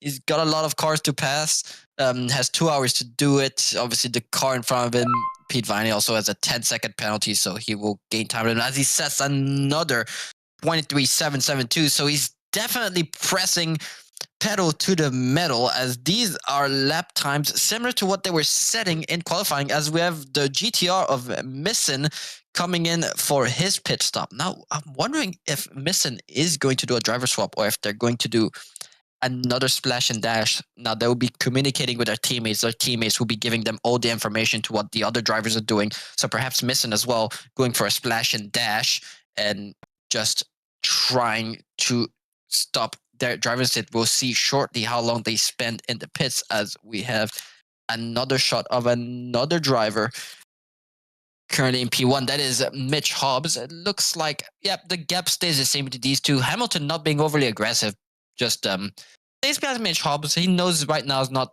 exactly the time to go for a move. He still has an hour 56 to do it. Most likely going to try to do it in the pit stop itself. Obviously, he could go for a battle, but at the same time, if these two start battling, it could always end up nasty. So probably going for the safest option, as we see Misson going out the pit, and it looks like they did do a driver swap, so most likely a tire swap as well. And now we have Cricky in that beautiful number 23 GTR taking over. It's been undercut by Sam Misson. Oh, as a McLaren up ahead, I think it's just hit another car. As the Ferrari, is around it. Druids, some more definite Druids, unfortunately, and another one for the steward box. Sorry to cut in there, Tim, but it looks like Luke Johnson did do a splash and dash and undercut. I was going to say it was a very long stop for the GTR, but it does make sense with a driver change. Most teams would probably want to get all their drivers. They split the half. It is kind of, if they can do it, you want the least amount of driver changes at all, because hopefully you can maybe take the tires and do the splash dash, as they sometimes can. But if you're having to chop in drivers here, there, and everywhere and put them back in the race, it's not ideal. But interesting to see how Luke Johnson now fares, as now Nathan Monks all over the back of Callum Gibbo. So maybe someone who's kind of looked at their tires a bit more and had a little bit more pace here at the end of the race. Maybe was holding back a little bit earlier, and interesting to see how they respond now. Let's see if they can get past Gibbo. No one's been able to yet. Yeah, Gibbo's been doing a fantastic job at defending his position. Obviously, Misson couldn't get around him. The Lamborghini couldn't get around him, and now Nathan Monks is going to have to find a way around him. But perhaps not the best pace compared to the drivers at the front, but he's definitely gone a masterclass in defending, as he's made it very, very difficult for people to try and make a move around him. That's just a mix of good defending and just not making any mistakes. We've seen him slide here and there, but that tends to happen, especially with the Ford. And even then, it was very, very minor mistakes and not big enough for the driver behind to make a move. But they are catching some blue flag traffic. And that is another McLaren. There's a lot of McLarens in this race. So far, every time I've seen blue flag traffic, it's mostly been McLarens.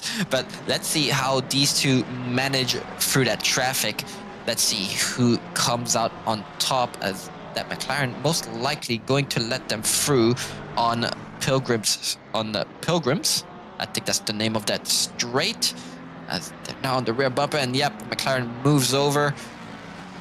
Looks like Gibbo has managed to build a bit of a gap. Looks like Nathan Monks perhaps did a small mistake around 30s and just hasn't had quite a good an exit as Gibbo, but it looks like he's catching back up really quickly. Now it's a Mustang on Mustang action. Obviously, Nathan Monks in the slipstream of Gibbo, so he will be able to catch him down the straight, but he still has a whole Mustang to get through, so let's see what happens there.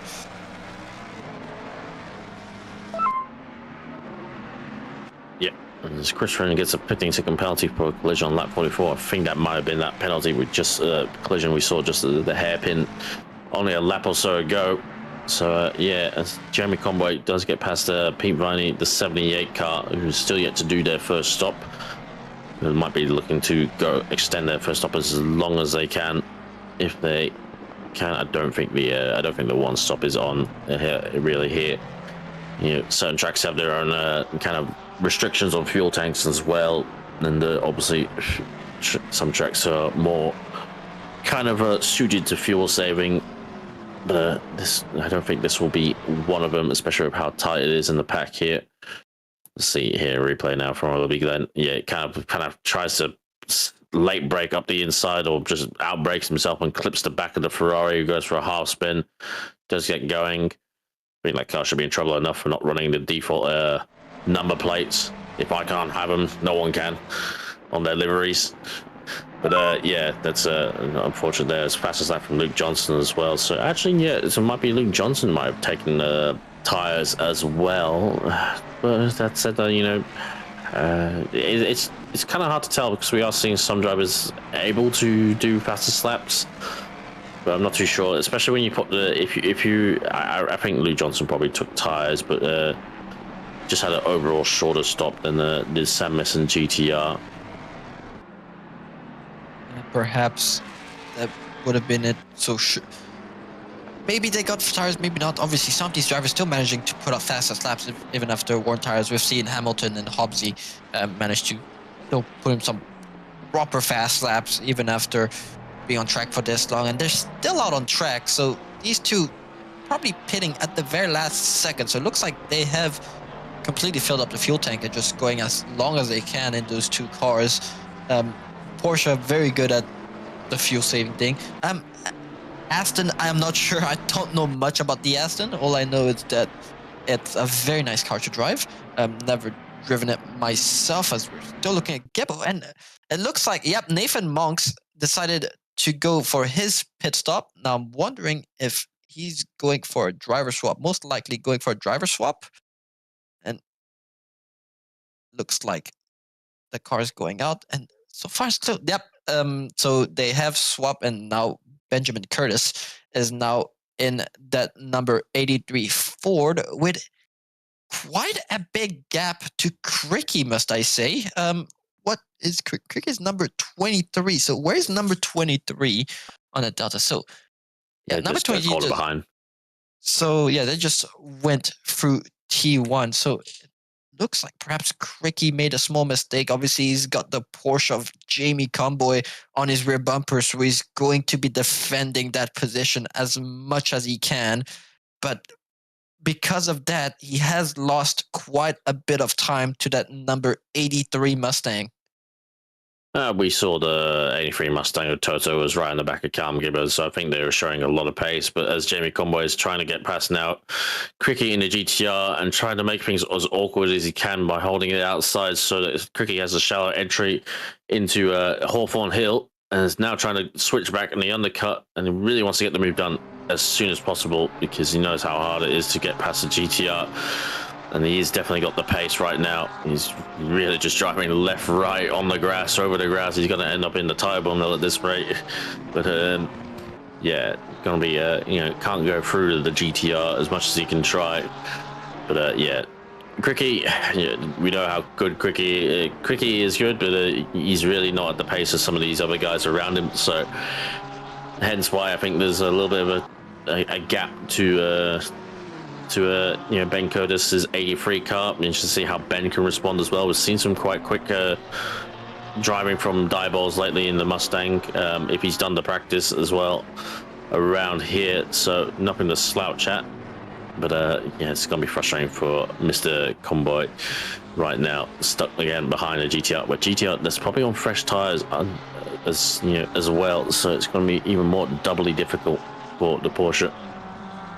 Yeah, JC knows very well how strong that GTR is down a straight, especially against the Porsche. If you've seen last season's race at Imola, where they had a photo finish at the finish line, JC, being in P2 at the time, managed to just pass the Porsche just to take the overall win at Imola last season. So he knows how strong that GTR is, and he knows that GTR is a bit of a monster down the straight, so he knows how frustrating it is to be stuck behind a GTR. And it wasn't last season, it was 2 seasons ago we had Imola. Excuse me. But as we see Gibbo in the pits, and looks like, not sure if they did a driver swap. Maybe they did a splash and dash, because I don't see that Mustang of Curtis anywhere. So yeah, they did do a driver swap, but yeah. So Yoda, Jacob Webburn is in the car now. So they've come out behind Luke Johnson. So Luke Johnson doing that splash and dash and came from the car, and it's jumped all of them.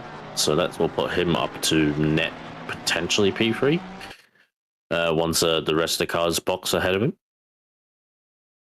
I'm wondering what that 83 Mustang is, because Toto was all over the rear bumper of that Pixel Racers Mustang, but that 83 Mustang is nowhere to be seen. So perhaps Curtis did a small mistake, as we will see eventually. But I'm honestly surprised. I thought that they would have been much closer to each other. Perhaps Toto, when he came into the pits, did a small mistake, didn't stop in the box properly, and that cost him to lose about 5 seconds. As we see on camera 2, we see that 83 Mustang. So they have lost quite a bit of a gap to that Pixel Racers Mustang, but not that big.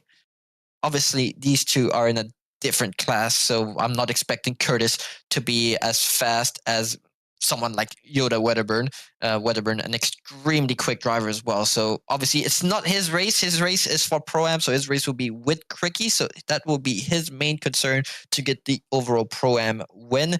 But, these drivers, they look at the class and they don't. So the higher they can get on the leaderboard, the happier they are. So obviously he would want to be higher up, but at the same time, logically, they'd be thinking about Cricky behind. Yeah, the gap is, it's about 5 or 6 seconds right now. And to be honest, when you do a driver change, the new driver jumps in. The outlap for one, it is a quite peaky circuit on tires, so you tend to run the pressures quite low because of how much load they go through, especially through the back section. So the outlap, you have to really kind of nurse the tire in. So the outlap is not too quick either. Plus, add a new driver into the equation. And dare say, nothing to discredit to Ben Curtis, but he's not at the same level, I don't think, really, as Gibbo and especially Jacob Webberburn as well. And nothing to sniff at. We've seen how quick Jacob has been in the Mustang as well. So it's, I think that's little things here and there can easily add up to seconds. It's, nothing to worry about too much. Maybe a small mistake as well. I'm sure Jacob Weburn's now up to speed. I'll be interested to see how Yoda now kind of responds. The Callum Givers did a very good job. I'm quite surprised still to see these guys take tires, and I think to not take tires to do their driver changes right away, because it means that Gibber will have to get back in the race Jump back. Actually, I'm not sure with Jacob Webberburn. If he only boxed on the last, like, might have just gotten over the line that he can keep Jacob Webberburn in the car for the rest of the race, unlike the other Mustang of Toto and Ben Curtis, because yeah, they definitely boxed quite a bit earlier. Yeah, so they will definitely have to do another driver swap, that Mustang, as there's still an hour 44 left in the race, and the stint limit will be around the 90-minute mark, if I remember correctly. No, it's an hour and 48 minutes. An hour 40, 108. So perhaps Curtis is going to do the splash and dash, and maybe he's going to be able to stay in the car for the remainder of this race. That we'll have to see. Obviously, just because the timer runs out doesn't mean you stop driving. There's a potential for them having to do one extra lap, and that's another thing that we'll have to be thinking about in their strategies for this race. But yeah, Curtis definitely cutting it tight here for driver swap. So it's very likely that Toto might do the last 10 minutes of the race or so.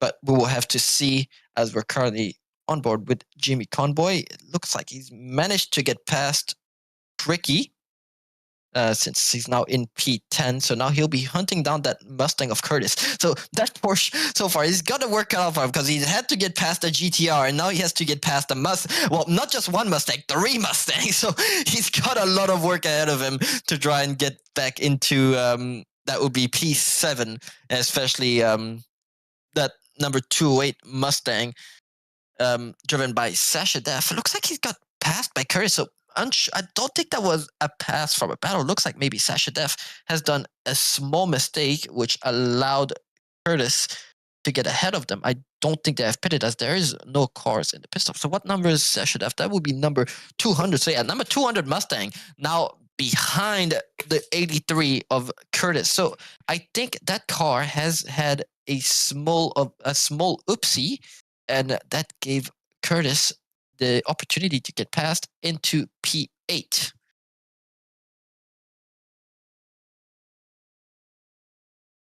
We're currently on board, well, spectating the car of Yoda. Now Yoda has got the workout for him as well. He's going to be looking at hunting down Luke Johnson. Now Yoda Weatherburn, an extremely quick driver once again. Very much a Ford enjoyer, from what I know. Talked to him a couple of times, but obviously not close with him. So I think he is a Ford enjoyer, as he is currently about... He's a Ford owner. He owns a Mustang. So yeah, he's a full-on Mustang. There you go. He hasn't the only driven car anything he will be else since driving. it came out.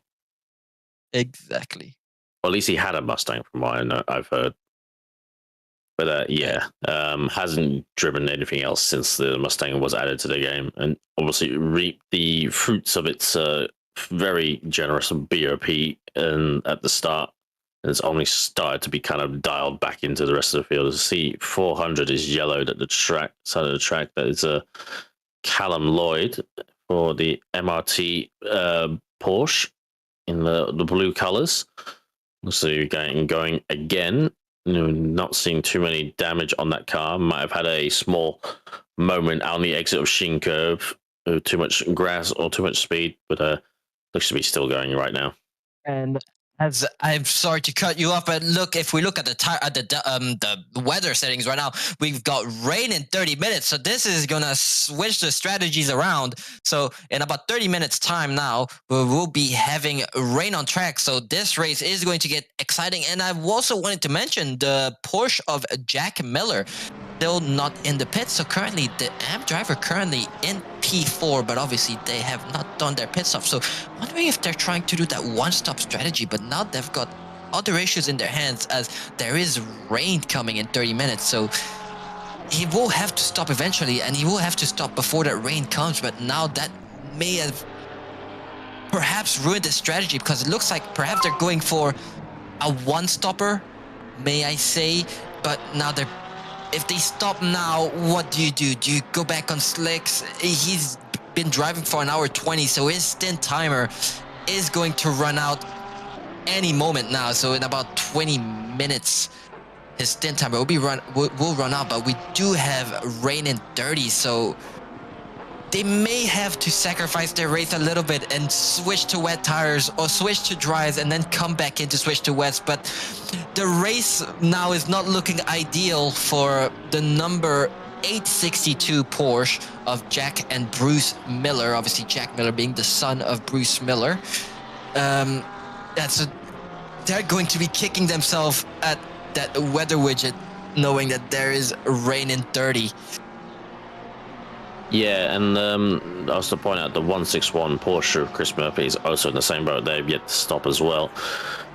Not too unsurprising to see two Porsches are going long on the straight, but unfortunately that rain is actually, it is going to spoil things because, as I said, they can go up to an hour and 48, so they can go up to when there's an hour and 12 left on the timer before they hit the maximum stint time. But I doubt that the fuel will last that long anyway. They'll probably just get to maybe an hour and, well, they've gotten to an hour and 20, so I doubt they'll get any further. Oh, he's blocked a weird right on the grass, and he manages to save it. Thank God for the banking curve of Sterling's that he's actually managed to get away with that. Just dipped the rear right over the grass on the entry. But unfortunately, the one issue for these two, as Chris Murphy does jump into the pits right now, there's no point going long anyway, because one, I don't think they'll get over past halfway with the fuel. That might be granted if they can do it, but then they're gonna have to stop anyway 10-20 minutes later when the rain comes, and that is a medium rain indicator. That's not the light rain either, so it is going to rain enough that it probably will require wets. They can't just brave it out. So I dare say these guys should come in now, because you might as well come in top up, because there's no point going long. You're just going to be, maybe just do a splash dash just so you can get to when the rain gets here. And because there's no point going long right now, because they're gonna have to box anyway for the weather. The best thing they can do right now is splash dash, and Jack Miller just completely runs out his stint timer, goes as long as possible, and really hopes for that rain to come, so when he does go for his pit stops, he can just put on the wet tires and not having to worry about using those tires on the dry. Leaders are both boxed as well. Lucas Key's actually behind Liam Hamilton there.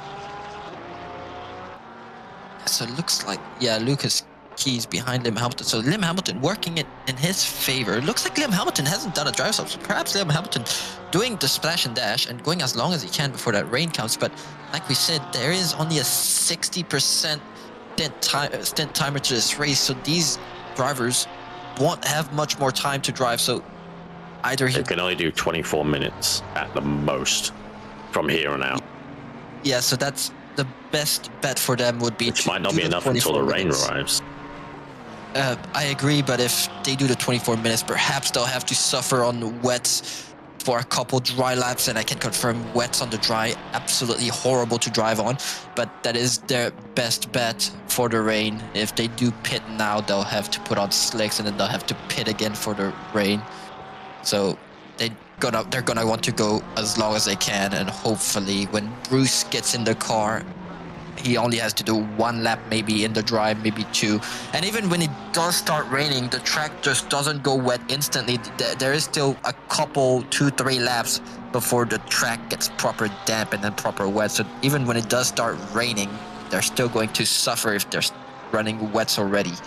They need that rain to come as quickly as possible. They need it to switch to the 10-minute indicator now that the rain is coming, because that will perfectly line up for when they're going to run out of stint timer.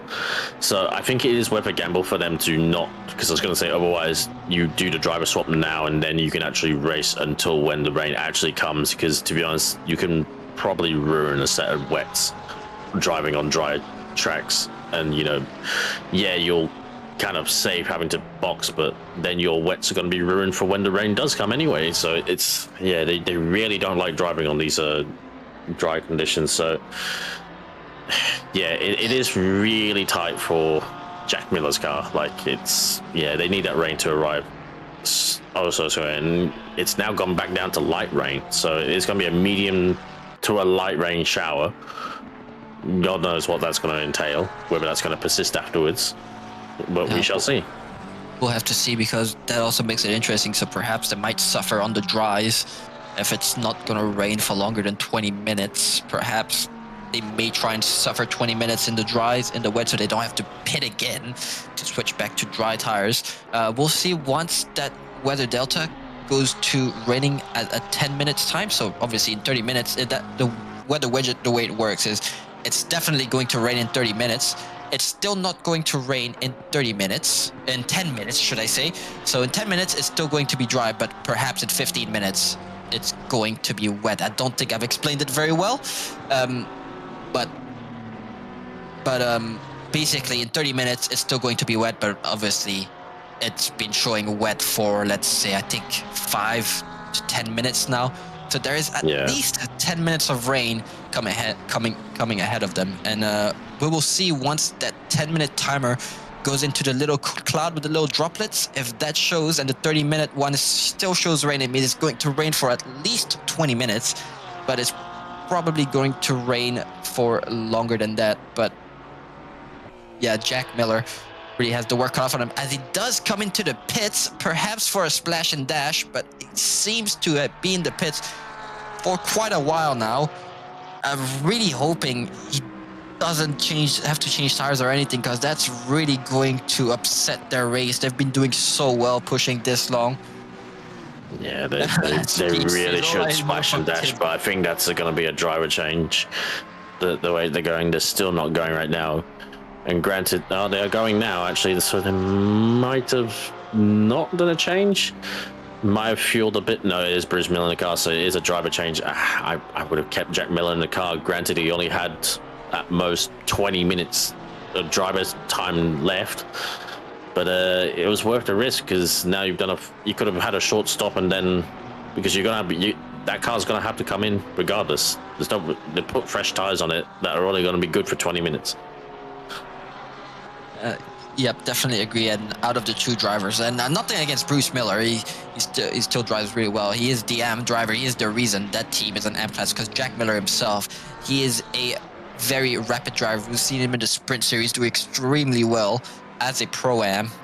He has been giving the fight to the silvers and even to a couple of the pros. So he is a very quick driver, and definitely the more experienced driver out of these two.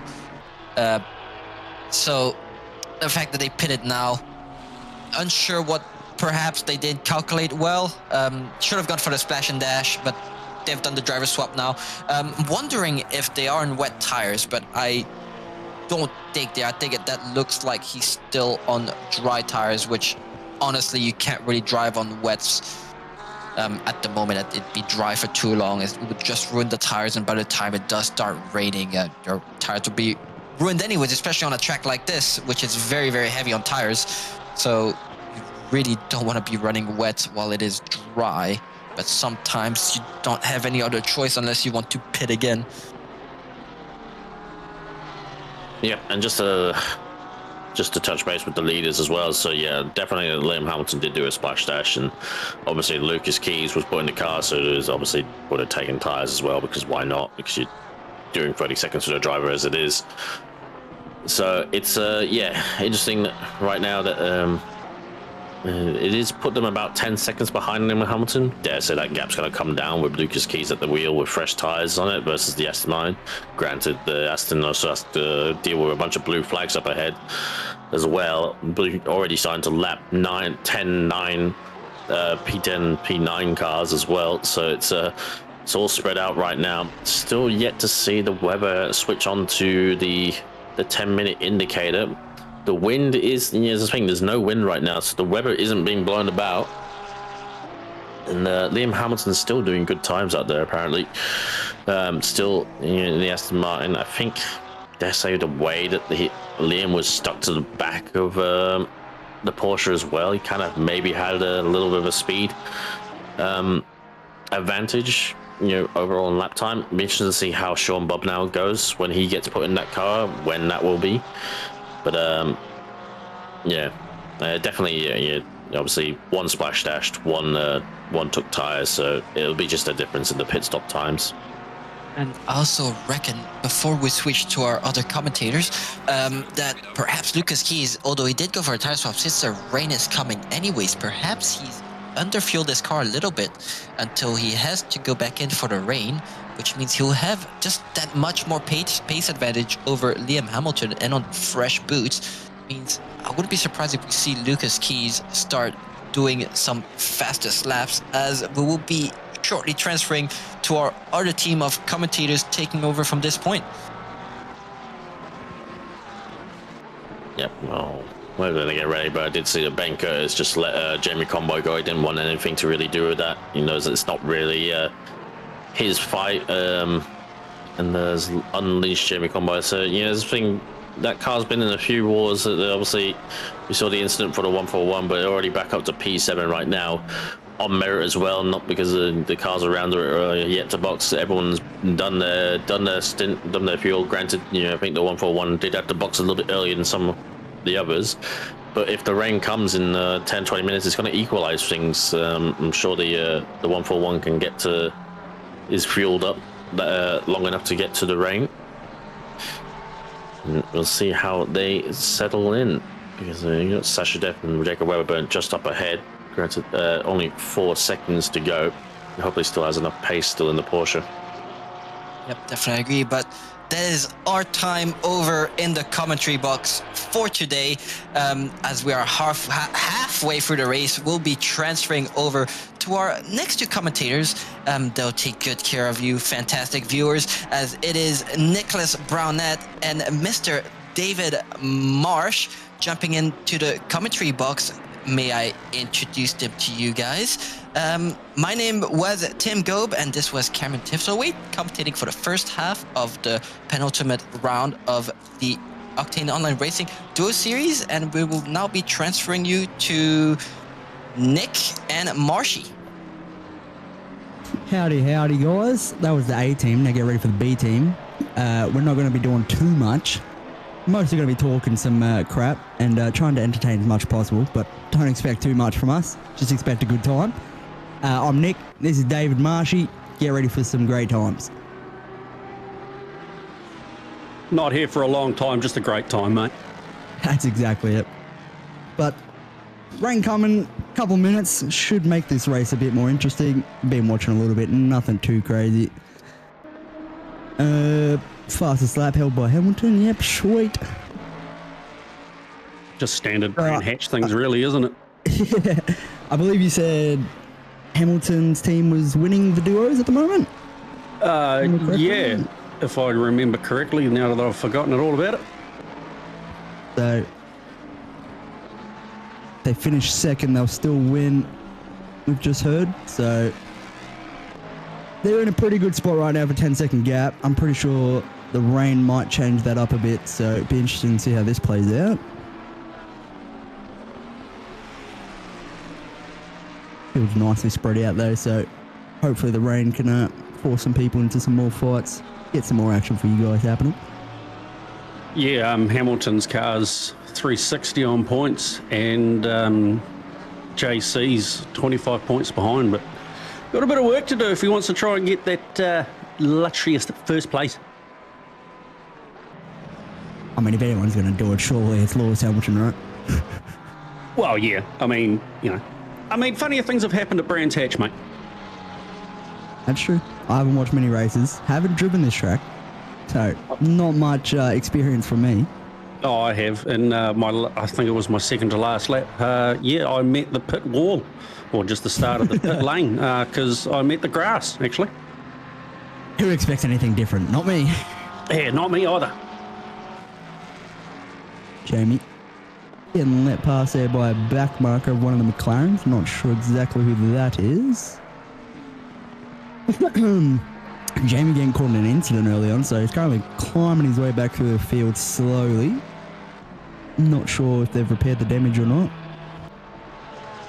I think I did see them pop into the pits for a quick little second there, and probably a splash and dash, really. Yeah, I'm pretty sure everyone would have done a splash and dash for now, considering there is rain meant to be coming. But with Kunos, is it going to be rain? Is it going to be just a little light shower just to make it a little bit of moist and, then disappear again? We love it moist, don't we, Marshy? No comment, Your Honour. I'll just leave that where it is, mate. Anyway, back to the race, and still on board with Jamie Conroy in the Porsche, climbing through the field. I believe you said he was P2 in the overall. Remember? Is that right? Yes. You've got the sheet up still? That is correct. I actually do. I'm sort of sorted here. Good lad. Look at you go, mate. Look at you go being all professional and stuff. You'd love to see it. So he's going to be fighting for the class win, trying to make up as many positions as possible to try and get Hamilton into P2, but currently leading the race in P1. I mean, funnier things have happened, Nick. Me actually being organised for comms for once. Amazing. I don't know if that's funny or just an utter shock, but hey, look, I'm running with shock.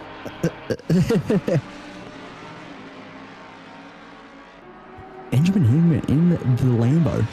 What an ugly car. No offense, but not the livery, just the car. To make that clear. I want to say it could be worse, but I haven't actually driven the Lambo, so I can't really say. Oi. It's not the optimal racing line, that one. As, no, that's the esports racing line.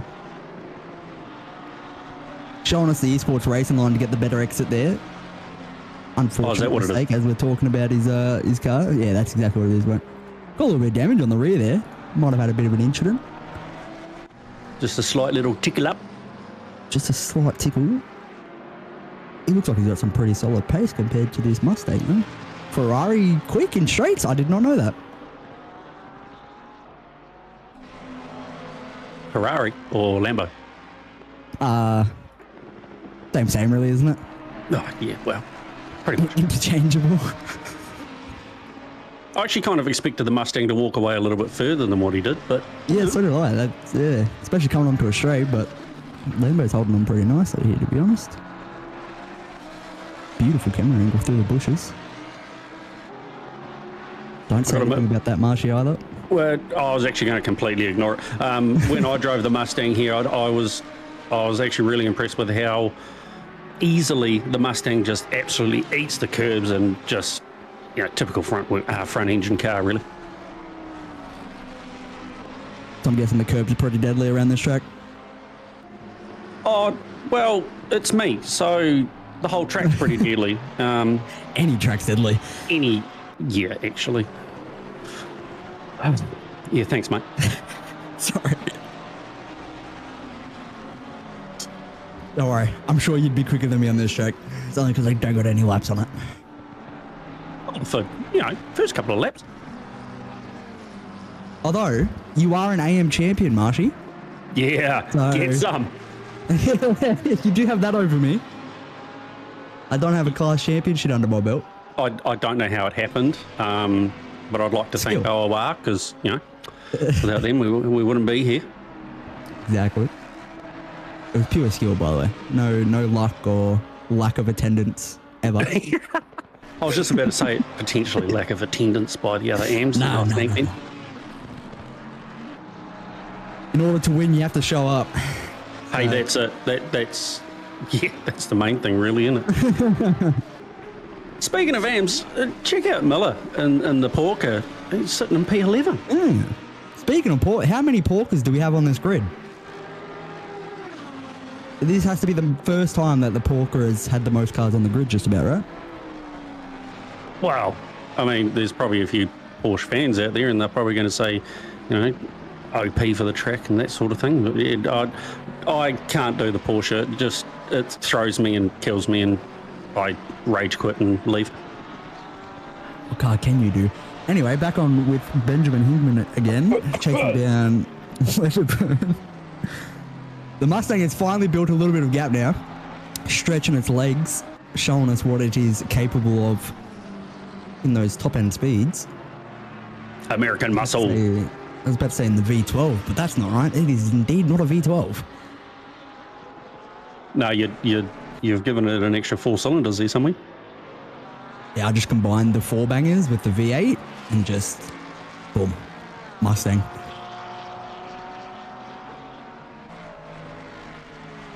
I can't actually think of a car offhand that has a V12 right now. Wasn't one of the McLarens? I think one of the McLarens has it. Yeah, the Aston, yeah. I'll have to take the word for it, mate. No idea. Anyways, back to the race. Rain in 10. Should start getting a bit spicy. It might take a couple laps for the track to get greasy or moist, as Marshy would say. I don't know why people hate that word. Me personally, I'm a big fan. As we're looking at Sasha Death here in the Mustang. Another Mustang. Nice green livery. Not bad. Yeah. Works quite well, but really, doesn't it? I think, don't quote me, I think there might be a Simrig sponsorship somewhere. Just given the size of the text on the front and side of this Mustang. That's a great shout. I was wondering that. Could be potentially involved, but who knows? Maybe they're just fans. We don't know. Yeah, I wonder how they're involved. Make sure to visit simrigs.com for all your sim racing needs, right, lads? 5% off. You got to do it. You just have to. It's a no-brainer. Who doesn't like saving money? Yeah, I love it. I'm all about it. Cheeky little promo there, gotta love it. As he runs wide. That gives me PTSD because that's exactly what I did. Pushing to close the gap now. JC still climbing the field. I believe he dropped down to P12 after that incident. So he's done fairly well to bring this back here to P7. I'm sure he's more than happy than that. Oh, yeah, there's still a little bit of work ahead of him, but yeah, doing well. A little bit of work. I can't remember exactly where he qualied. I'm assuming it was about, given JC, I'm going to say it's about P5 to P8, somewhere in that range. So he's brought it back to where he started. Who knows? I could honestly be completely wrong and he could have qualified like P18. Who knows? Yeah, well, look, I wasn't really watching quali. I was off doing other things, so I couldn't tell you, mate. Maybe our the helpful people in the chat would be able to give us some insight because I can't do it. Hopefully. But he's really closed his gap up onto Sasha Death now. Probably going to be trying to make quick work of him so he can continue his charge forward up the grid. This will move him into P6 as we see rain. There is rain. Oh, here we go. There is rain. Now, this is where things start to get a little bit spicy in the transition phase, where the track is transitioning from dry to wet. This is where the fun happens, Marshy. Did you know that? Oh, look, love me a wet track or something. Still get PTSD from Monza. Oh, looking up the inside here, probably just feeling the mirrors, trying to force a mistake out of Death. Death's not having... Oh! It worked. It was a little late, but it worked. Still putting the pressure on him here. Death's going to be feeling every bit of that pressure as the rain is coming, so... And the track has just turned to greasy, so now I'm just wondering when will they make their stop for the wets? It went from optimal to fast to greasy very quick, so it's not exactly light rain. Oh, snappy there on the exit for JC's. Definitely showing that the track is getting greasy as he had another moment there. Mustang looking very stable though, I must say. Oh, how did he save that? Want. It's a great save, but it's not what you want in this situation if you're JC. Surely they've, what is it, there's 5 in the pits at the moment. Well, they're coming now. You'd think you'd have to if you're JC's. No, he's staying out. No, well, just, yeah, okay. Prove us wrong. couldn't tell if he was understeering or just staying out, but I'm going to say he's staying out. What do you think? I think this might be a bit risky. Me personally, as we see the Mustang getting oversteer there as well into turn 1. Personally, I think I would have boxed straight away, not risked it. As soon as the wipers come on, mate, I would have been like, nope, that's me. Get in the wets. Yep, for sure. Oh, harder rain in 10. Oh.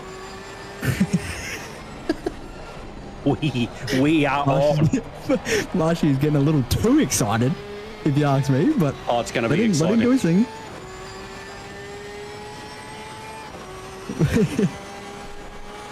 We may have to hose him down, is what Glenn has just said, and I'm going to have to agree with him. I think a cold shower might do the trick. Do I need to step back for a second? I think so. I think you may need to just... I'm not sure.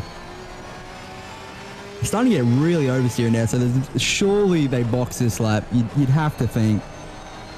If they don't, I'm going to be...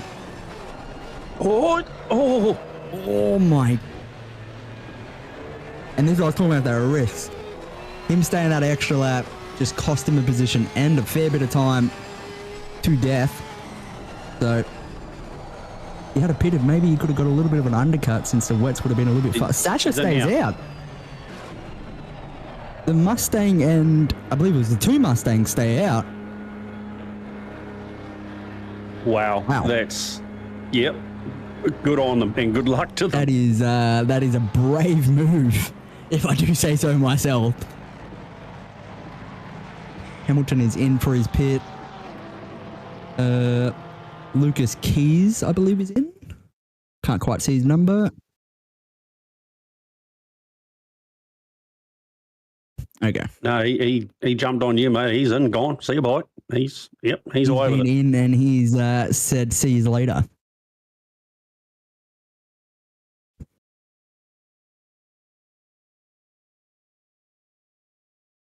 So it looks like a lot of them have just gone into wets and not taken any go-go juice. Sasha, I'm very interested to watch, though, because they're still on the dry tyre. So I'm very interested to see how this lap goes. It looks pretty stable. Is the Mustang just the best in the wet on slicks, or is he just the best? Never mind. Wow. Well done there, Mr. Drifter. Yeah, look, I can't say what the Mustang's like in the wet on slicks because, don't go there. I don't want to talk about it. You'll just upset me. Another bad experience for Marshy on a racetrack? Who would have thought? Not me. Wow. Curtis still on dries as well. The Mustang's just saying, stuff the rain where he... Oh, there's a Porsche off the track. Not ideal. Is that esports line too, or? Yeah, 100%. I believe Lee's on the dries as well.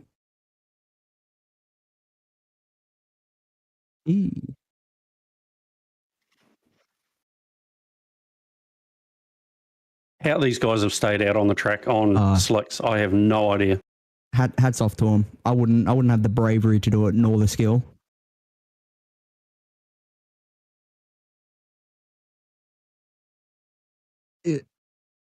Let's face it, if we go back in time to the Italian job enduros, me and the wet just was not a good time. We didn't need to bring that race up, Marsha. It's a very sad time for us, okay?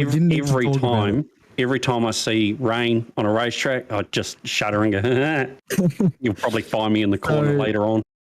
Just in a fetal position. Yeah, fetal position. Just don't like it.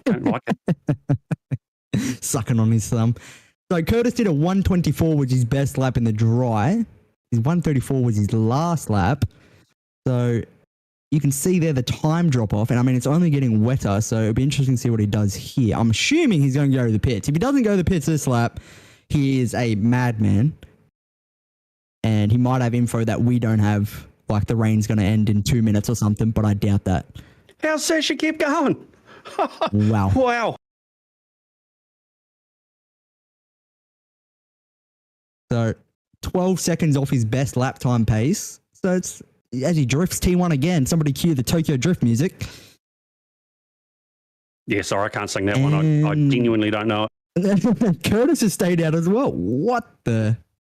What do they know that we 137. don't? At this point, they have to have some sort of information that we don't have. Because this is 13 seconds of pace that they are losing by staying out right now. Roughly, give or take, maybe a second or two. So, wet runners are doing 131, so that kind of shows the pace difference. So it's a 6-second loss in pace. It's a pretty brave move, if I do say so myself, Marshy. As it's said in the movie, it's a bold strategy, Cotton. Let's see if it pays off for them. Lees is still on the dry as well. Surely they can't be with that pace over a Mustang. They're looking quick, so I think there might be a little telemetry glitch there, and they actually are on wets. Yeah, so I think that's a bit of a telemetry glitch there. They are doing 131, so... Wouldn't it be great if on the timing tree it was like F1 and you had which tyres they're on? It would be fantastic, wouldn't it, Marshy? But, you know, this is ACC we're talking about here, so a little too high expectations if you ask me, but nonetheless. Yeah, one day we might get it. You know, it might come up in ACC Evo when the game progresses and, you know, it could happen. I'm not holding my breath, that's all I'm going to say. Oh, well, I certainly will be. Again, I'll be passed out in the corner. So it'll be interesting to see when these guys do decide to pit. Because like we said, a 6-second time loss is a pretty big time loss right now. Especially when you got Lee creeping up behind you. Rain stops in 10. So maybe they're holding out and hoping it dries up a lot quicker than, I don't know. I was trying to think of something there, but I can't. Yeah, and insert something here that works. Well, yeah, I see what you're saying. You know, maybe they are just holding out to save, I can't actually remember how long the transition through the pits is with the 30 seconds to change the tyres. Maybe, hey, look, maybe they're just waiting for that dry line.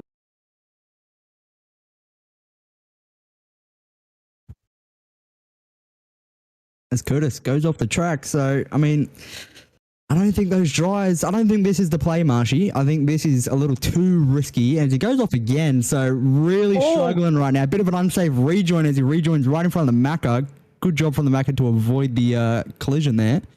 I actually thought that Kovacs McLaren was going straight into the side of it. Oh, Lambo doing a little bit of drifty drift as well. So, I think now you kind of got to start questioning, do we just bite the bullet and say, go for some wet so we don't lose even more time, or do we stick to our guns and endure the pain? It looks like they're going to endure the pain. Well, no, we're wrong again. They're just proving us wrong.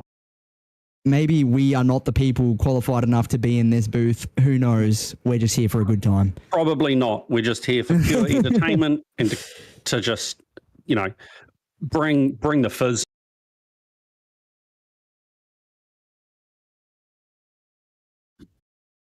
Bruce Miller stayed out in P11. Hamish Gray stayed out in P4.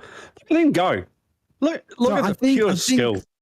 I think they have decided to just say, you know what, stuff it. We're going to stick on the dries. We're going to fight through the wet. It's only going to be wet for, what's it been, 20 minutes or so? And hope that it dries up quick and we can save time by not having to pit again.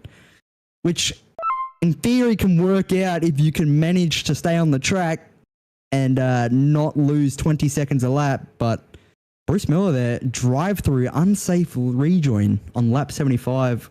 I believe. Which one is that? Did I also just... Oh, no, race control have cleared it. I just thought, did I see the 107 of Gosling get disqualified? But yeah, it's been cleared, so ignore that. Guessing they couldn't return to pits or something, but they are in the pit lane now, and it's going to be a long pit stop for them, longer than intended.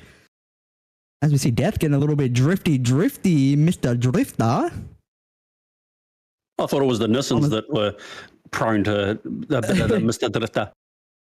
Yeah, so do I, but they're not prone to this death strategy, as I'm now calling it, where you stay on the slicks in the wet. Like it. Love it. Lee decided to take the off-road line. That's another esports line, by the way, in case you didn't know, Marshy. I was just going to say, because there is a, I think it's an off-road track or something around here at Brands Hatch, so they were just double codes. Exactly. As they breeze past death here very easily, as I'm pretty sure they are one of the drivers on the wets. So really showing the pace difference here between the slicks and the wets right now. So I'm interested to see how this strategy is going to play out, Marshy. I think, like I said, in theory it works out great, but on the other hand, you have the issue of running slicks in a very wet track condition. Yeah, as the track conditions are now wet, so no, hats off to them. Like, kudos to them. I couldn't do it. There's no way I would have still kept it on the track. I would have been parked in the wall at T1. I don't think you would have made it out to T1, to be completely honest with you, Marshy, but anywho. Look, I'm giving myself some credit here, my mate. Self-confidence, that's what they say, isn't it? Yeah, okay, something like that. I probably would have made it out of the pits and just spun, and there's the wall.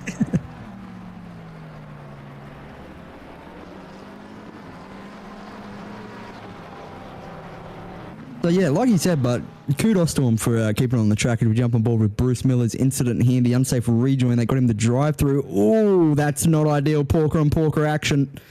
Oh, and the wall in there too. Yep. Bit of friendly fire on the Porsche. And I believe it was Lucas, yes. Lucas Keys. So, not ideal for Lucas, and not the smartest decision by Miller, hence the drive-through. Can't say that I've ever done something silly like that. I mean, not silly to the point where you impede someone else, but silly to the point where you impede yourself for sure. Yeah, I'm not as good as Hobbsy, who's got DTs and stuff, but I definitely had the smack stick. I've seen a couple of incidences of you, Marshy, so. Don't let out all my secrets. Sorry, mate, sorry. Back to the racing. Death still holding strong on the slicks. P4. I'm starting to become a believer of the Death strategy. I'm starting to believe in it. It's that just honestly blown my mind with how they've kept that on the track, and just must be a Mustang thing in the wet on slicks.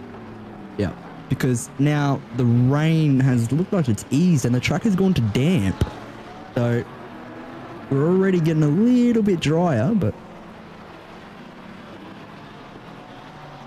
it'll be interesting.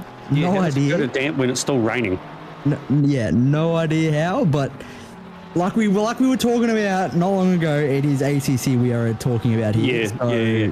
We kind of just let them be. As we say, two nos things. Exactly. As Mustang going slow, I believe that was a blue flag, maybe? Yes, it was. Blue flag for Lucas Keys as he slides his way through. I believe he's in P2 now, so he'll be trying to claw back up to P1. I believe he's still Hamilton. Or Bub now? I believe they had a driver swap. So, yep. Bub now still P1. Lucas Keys trying to claw that back. Gap's down to 1.6. So, slowly but surely closing it in. And let's face it, Lucas isn't exactly slow in the dry or the wet. I mean, he's pretty slow. Personally, I think he's slow. That's a joke, ladies and gentlemen. That's a joke. Calm down. As we see, magnanimous call. We're meant to change it there, Marshy. See how I went on to his annihilation of the curb? Because I was trying to check. It's all good. Catching up to Bub now. 4/10 he has gained since last talking about the gap, which felt like it was not long ago. So, putting in work. Showing how quick he really is. as I believe he got P1 and P1 at Snetterton and Silverstone, so he's definitely got the pace to do it. And if I remember correctly, was it Snetterton?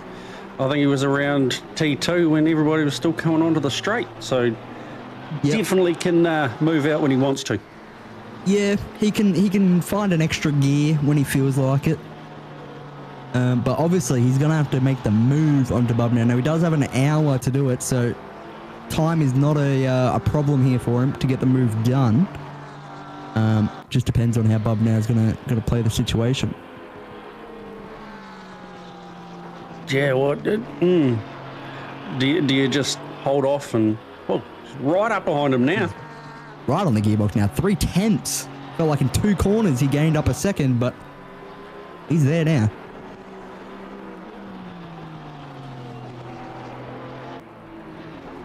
So, be interesting because I believe both these guys do have wet tyres on, so if they do, they will have to pit again for slicks if the track decides to dry up. Looks like it's still raining, but again, Kunos things, who knows what can happen.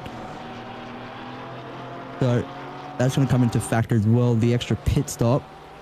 And that's when we start to see the Mustangs that stayed out on the slicks. That's when we start to see their strategy come into play. I'm just waiting for the gap to come up with Lee and McNeil just to try and work out how far behind Sasha is. But, Kunos.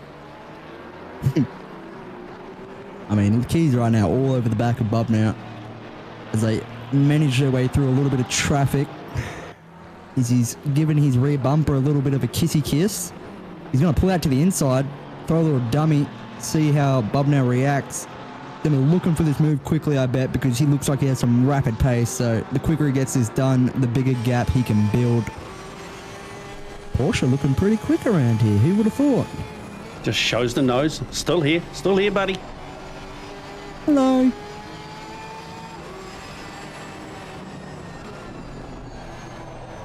I think that Aston might be affiliated with Octane as well. I'm not sure. Again, don't quote me. But big lettering. That is Octane Online Racing, Bullet.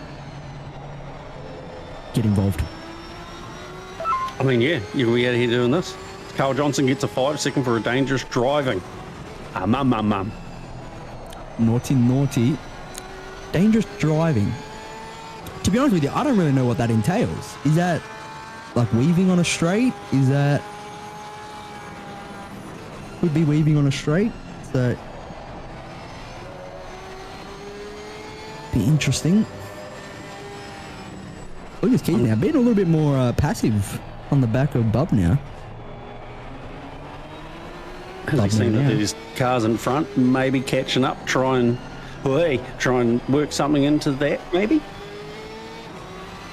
He has a bit of a scary moment there where we thought he wasn't in a braking time, but he's all over it, man. Don't worry.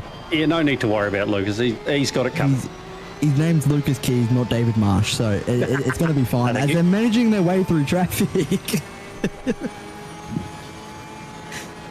Gonna look up the inside again. He's looking eager to get this move done. Just a matter of if he can get this move done. As the rain looks like it's stopped. Might just be me. I do have glasses, so I'm a little bit blind. But to me, it looks like there's no more rain. Makes 2 of us. Woo! They're catching all the back markers now. So Lucas, there's a Porsche offline. Please don't rejoin in front of Lucas again. That was Jamie Conboy off track. Not ideal for him.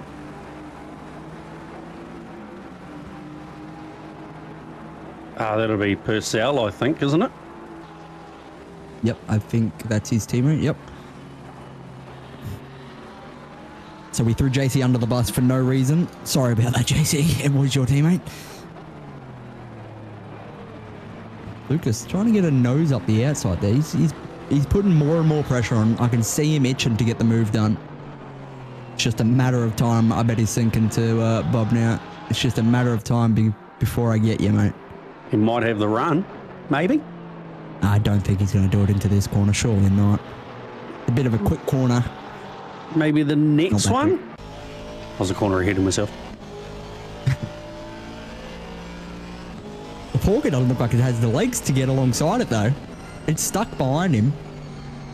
Oh, Very that close is- that's to the very rear close. bumper. I feel like I'm in the back seat right now. That camera angle is amazing.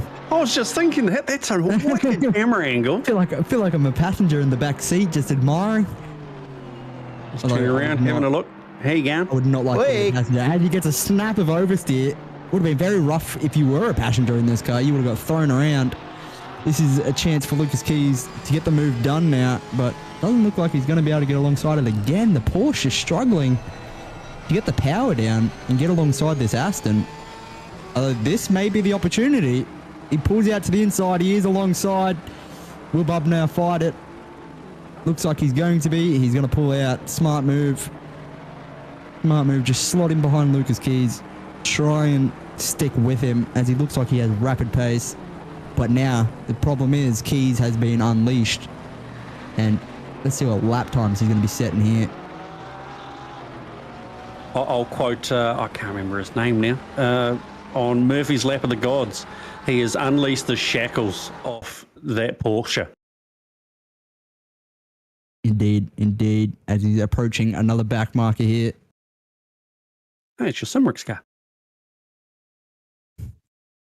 This is Sasha in P6. So as you can tell, there's quite a speed difference there.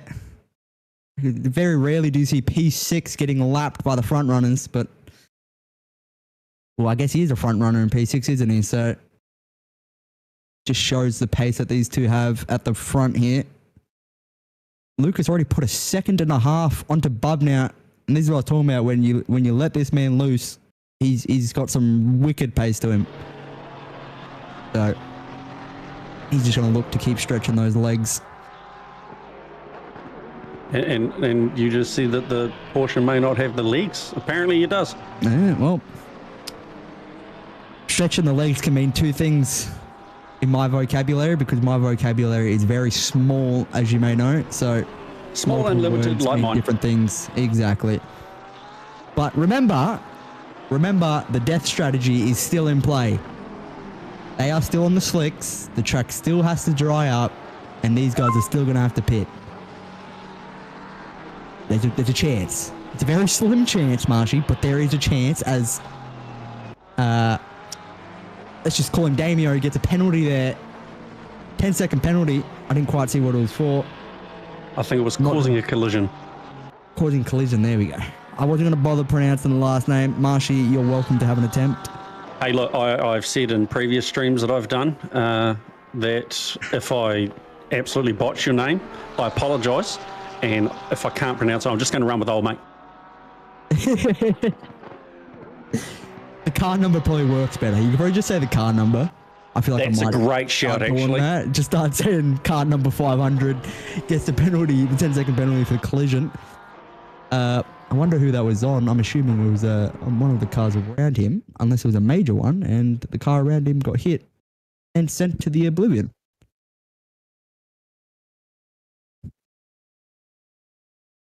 As the Porsche decides to take the off-road line as well now, Marshy. Everyone's just kind of interested in being a 4x4 instead of GT3. He goes offline again onto the grass.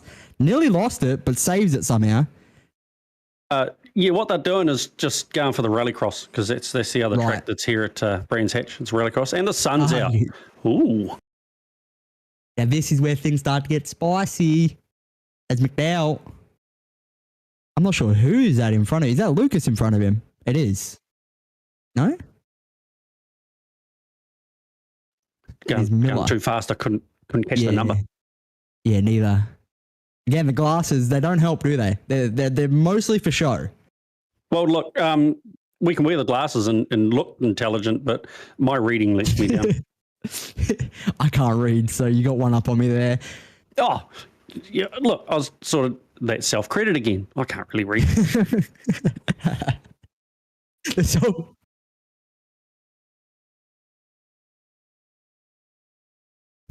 Dylan has come out of the pits on dries. So this is going to be the first slick runner that we've seen.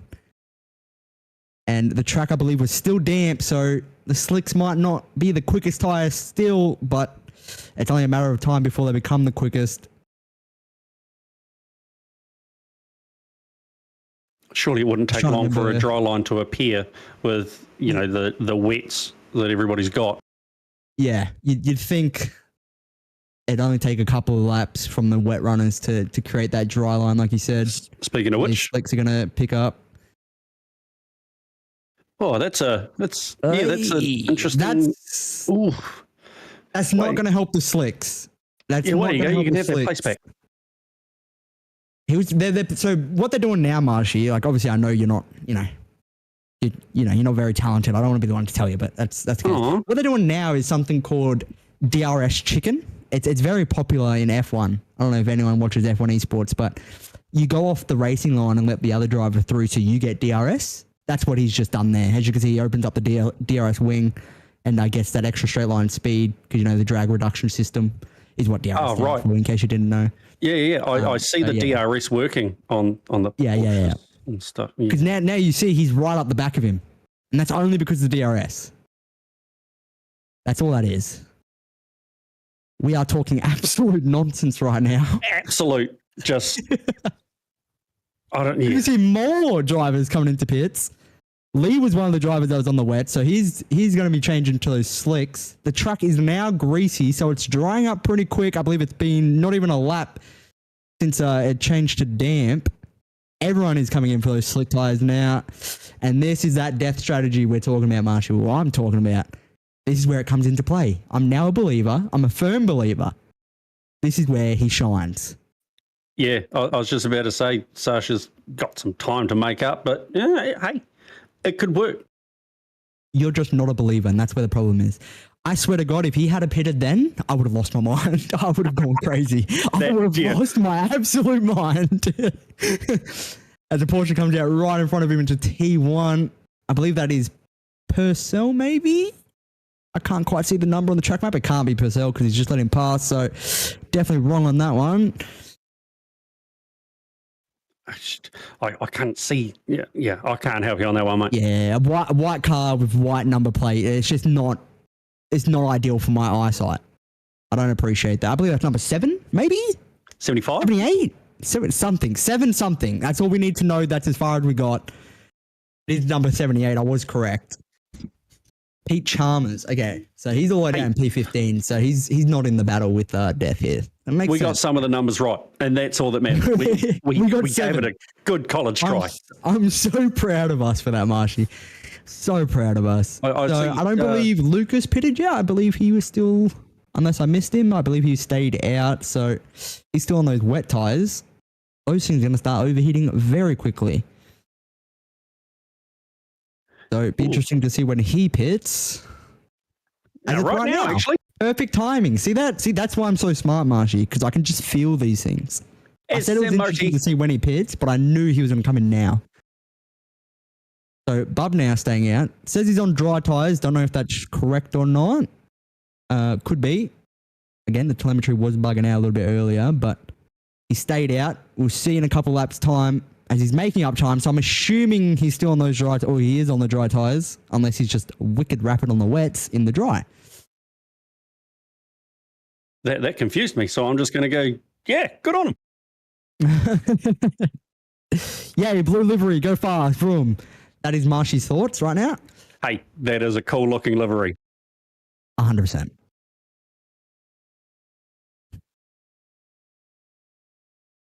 Yeah. So he's looking to make up some time on the fastest lap here. As I say that, he's 3/10 down now. So that's completely null and void. Well done for the commentator's curse. Yeah, thank you. Be interesting to see the gap to Lucas behind. Like you said earlier, Kunos doing Kunos things with the not showing us the gaps. Appreciate it. Way to hoop. Because he did have to pit for those slicks. So I was just about to This say, should be I think Lucas was just coming into Graham Hill, but yeah, here he is. well, it looks like he's got a fair bit of traffic in front of him, so that is not ideal when trying to catch someone in front of you. As you can obviously tell, pretty common sense. You got to weave. You got to get through the traffic. doesn't take a rocket science to figure that one out, but just in case. Toot toot, coming through. Does that say stupid on his car? Oh, I am reading that right, isn't it? Oh my God. Yeah. So it is Stupid Racing, Marshy. If you look down the bottom right where it says his name and the car number, it says Stupid Racing. I think that team fits you perfectly, by the way. Don't tell Hobbsy. You might need to slide in a little driver application to them and see if you can join the team. I can tell you right now, Hobbsy and Lucas will just basically screw it up, throw it away. Yeah, fair enough. Don't blame them either, to be honest. I was just about to say, I don't blame them either. So, again, death. P3. See? The death strategy coming into play. You small-brained people wouldn't understand the intelligence that this man has with this strategy call right now. But I do. I'm equal with him. Mind blown. Worked out, see? So, he's going to be trying to catch up to Lucas. Again, says +1 lap, so he's probably a fair way away. But I'm trying to find Lucas Keys on the track map. Marshy, any luck for you, mate? Yeah. Number you're right there. Yeah, there is. Oh, yep. I see him. Hello. So, I don't Thanks for think being on the cameras. Obnow's coming into pit. Wow. I wonder what this is. Maybe he must have been one of the drivers that stayed on the slicks. I believe you said that earlier, Glenn. I just completely disregarded that. I apologize. So, guessing he was one of the drivers that stayed on the slicks and now going to opt for some new slicks. I'm not sure what the driver stint time is, but I believe they've already changed drivers, so probably going to be the same driver staying in the car. Excuse me.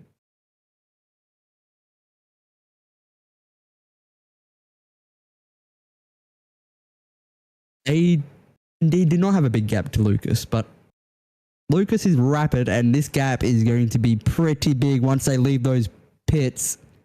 And I believe they're still in the pits, so this is not ideal for Bub now.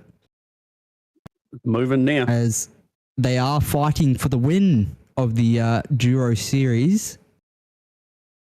So they need to make sure they can hold this position. I believe it was P2 was the minimum they could get in order to win the series.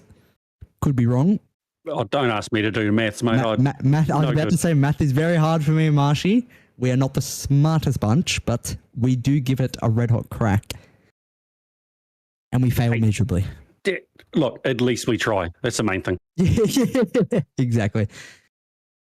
Oh my, that Porsche looks like it annihilated that curb.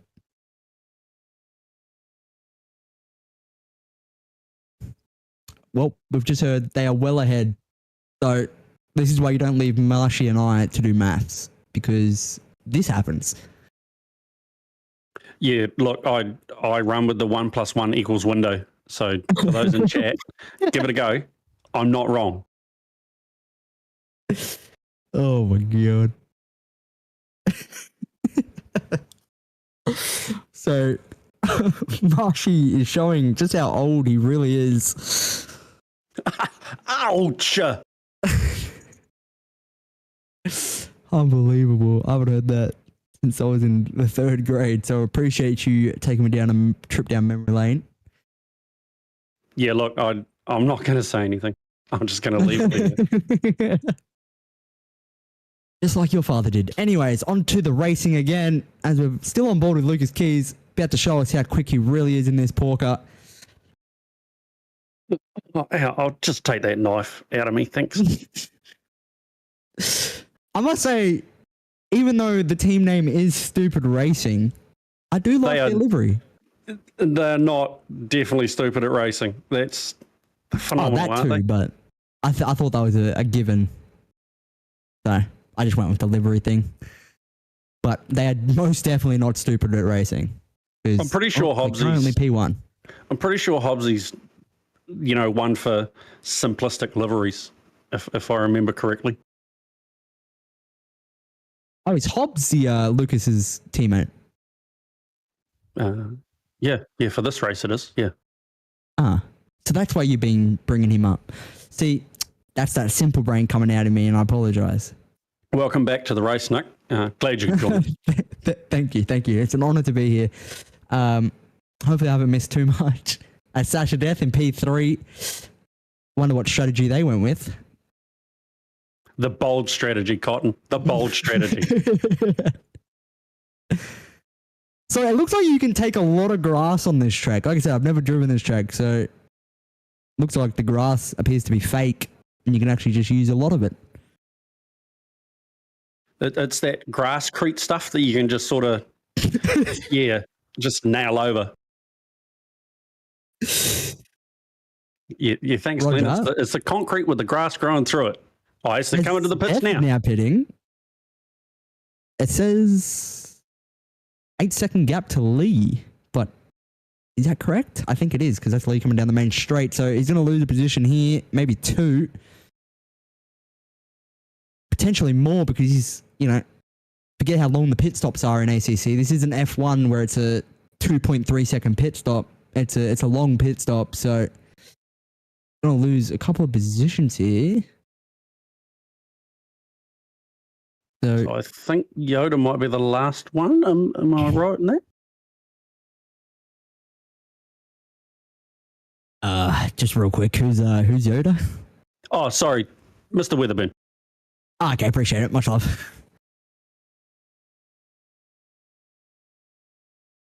So maybe I was believing too strongly on the death strategy because he's lost a lot of positions. But hey, look, it was a great shout. Chris Brooker, 10-second penalty for ignoring blue flags. Naughty. You can't. You see a blue flag, you get the hell out of the way. When it's safe to do so. Racing. When it's safe to do so, remember? Sure. Me personally, I just get the hell out of the way. I don't even get off the racing line, though. I just jump on the brakes and hope that they avoid me in the back. Yeah, that was a joke. Please do not do that. Let's not take advice from Nick about racing, kids. Or can you confirm just do the multi-class thing and just not get out of the way and just make them overtake you. I reiterate, don't take racing advice from Nick, kids. Yeah, not the best idea. But Bab, I'm trying to figure out what that livery is.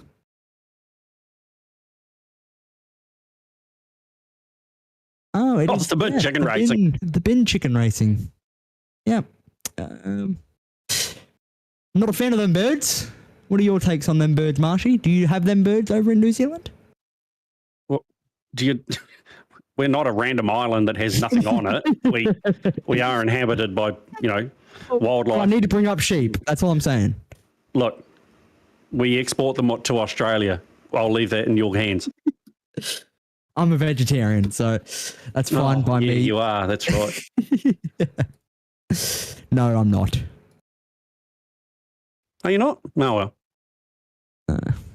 Unfortunately, every bit of meat I like. Anyways, bin chicken livery looking great. Bubnow livery looking great. With the UK flags on the back there. That's nice. It is a UK track. Oh, that's what it's for. Yeah, I normally just put my flag on the wing end plates, but that would make more sense as well, Marshy. Got to support that. Where the track's from. Oh no, 100%. 100. Unless there's a New Zealand track, then well, Are you plugging the V8s in Taupo at the moment? Oh, sorry, Taupo, as I got informed today. How do you mispronounce it if you are New Zealand, Marshy? Explain that to me. Look, don't know. Okay. There's a lot of different ways that people say things, and I'm generally wrong. Yeah, a lot of times that happens actually, like a ridiculous amount of times.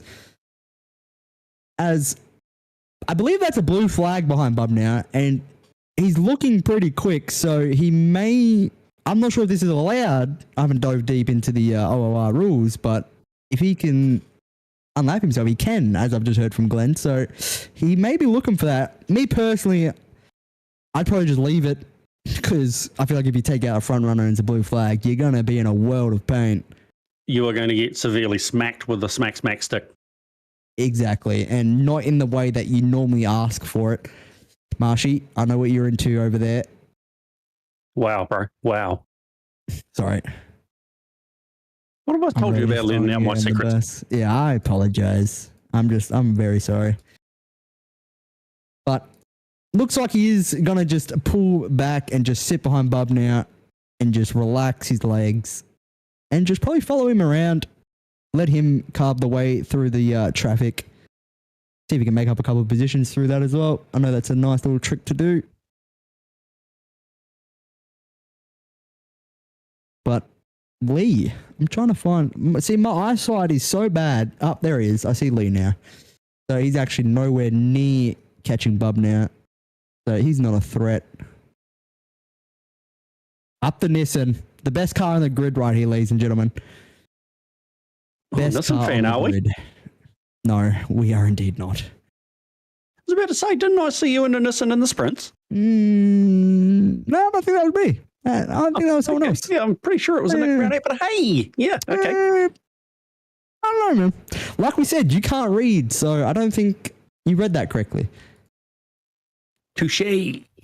Yeah, so the Pixel Racers livery, always looking nice. Always been a fan of this livery. Just nice contrast of colours with the purple, teal. Is it chrome?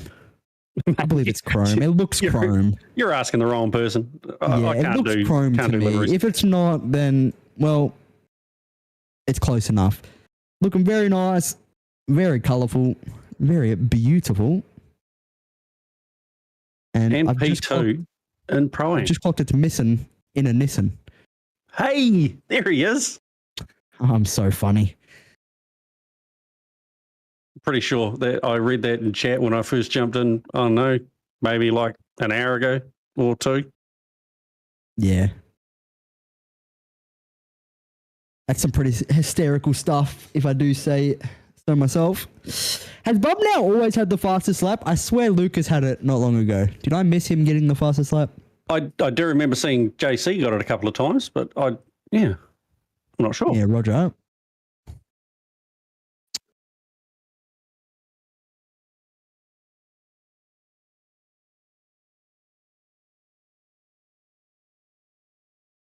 So we've just been informed if Nissan in the Nissan can stay in P10, they will indeed take out the Pro-Am class for the Duo Series as we are creeping up on the 30-minute mark. Pretty spread out grid, so most drivers just going to be looking to set some good laps, try and catch the driver in front, see if they can make up a couple more positions. So far, been a pretty good race, Marshy. Yeah, look, I've enjoyed watching. I won't lie, I haven't watched all of it, but I've watched a lot of it. Yeah, been a few incidents here and there, but you know, it was bound to happen. What's racing without a few incidents, though? You know. Oh yeah, for sure. I mean, you know, the pinnacle of motorsport, Formula One, they have incidents, so you know, we're only chasing pixels around a screen. Yeah. And it's still more entertaining than F1, especially Suzuka. Are we going there, are we? Oh, we are indeed going there. I take you as a bit of an F1 fan. Sadly, I did decide to go the route of F1. Not ideal, but... Dabble a little bit, as they say. Yeah.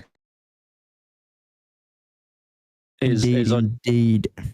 I just read in chat from Tyre Bowls, that gamble didn't pay off. Yeah. Yeah. Hey, how did that work out for you, Nick? I'm guessing that's the death strategy we're talking about. Strategy. Yeah, see, look, what happened was, well, to be honest, I don't really know what happened. It just didn't work, but it's all right. You know, it happens.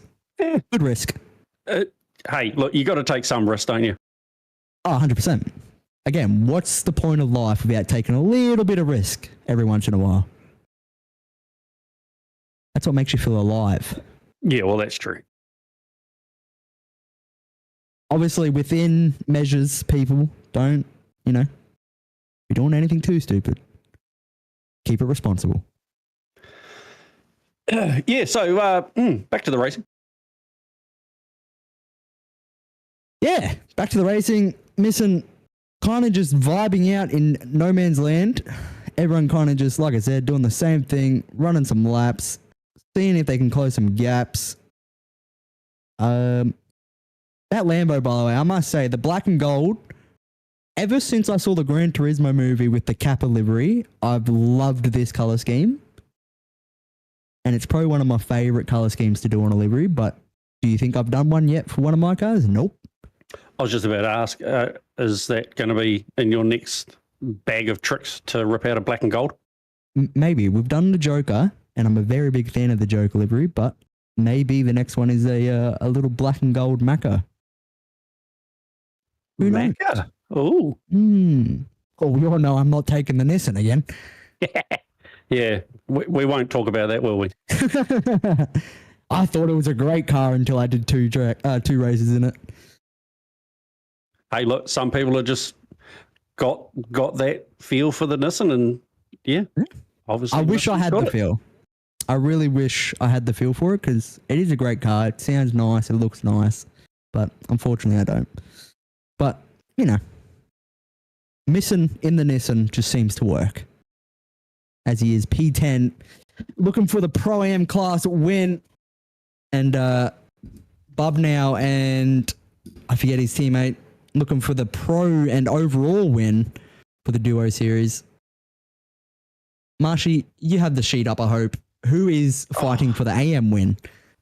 I literally just closed that window. Stand by. I'll try and do some math, eh? We are standing by. So we've just been informed a team not even racing today are most likely to win. So that's not ideal, but it is. We've just found out Glenn's lied to me. It's unreal. It's unreal scenes in the booth right now. It's Gobby and Gormley. Now, correct me if I'm wrong. Did I not hear Gobby in the comms when we jumped it? You did. You're not wrong. So yeah, Marshy, your math once again is wrong. Yeah, look, and, they're not likely to win. I never claimed I could count, mate. All right, Glenn is doing some background work for us to figure out who's fighting for the win in AM. Appreciate that, as obviously we can keep track of that. He's doing a lot more work than I could ever do, and my brain could even comprehend. Well, 969, Brooker, who unfortunately has a 10-second penalty, is currently second with, if I'm reading this correctly, 94 points. Yep, okay. And yeah, math, I can't do it. Glenn, help me out.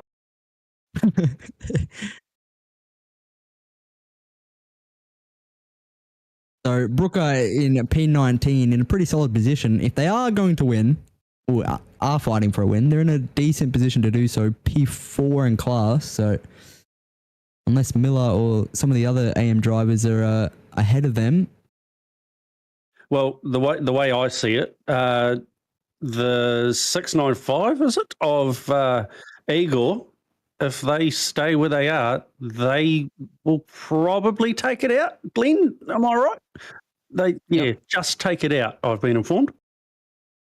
Wow. Okay. So Brooker, like you said, has a 10-second position, and Igor needs to stay where they are in order to take out the AM class victory just.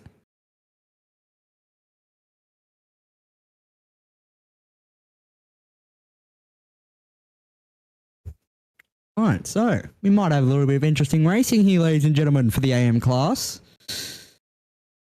I honestly forget who was even fighting for the Pro-Am class now. Oh, you're asking me some questions here, Nick. Not every question directed to you, Marshy. Car 23. Okay, yeah, the missing Nissan, that's right. Yep, sweet.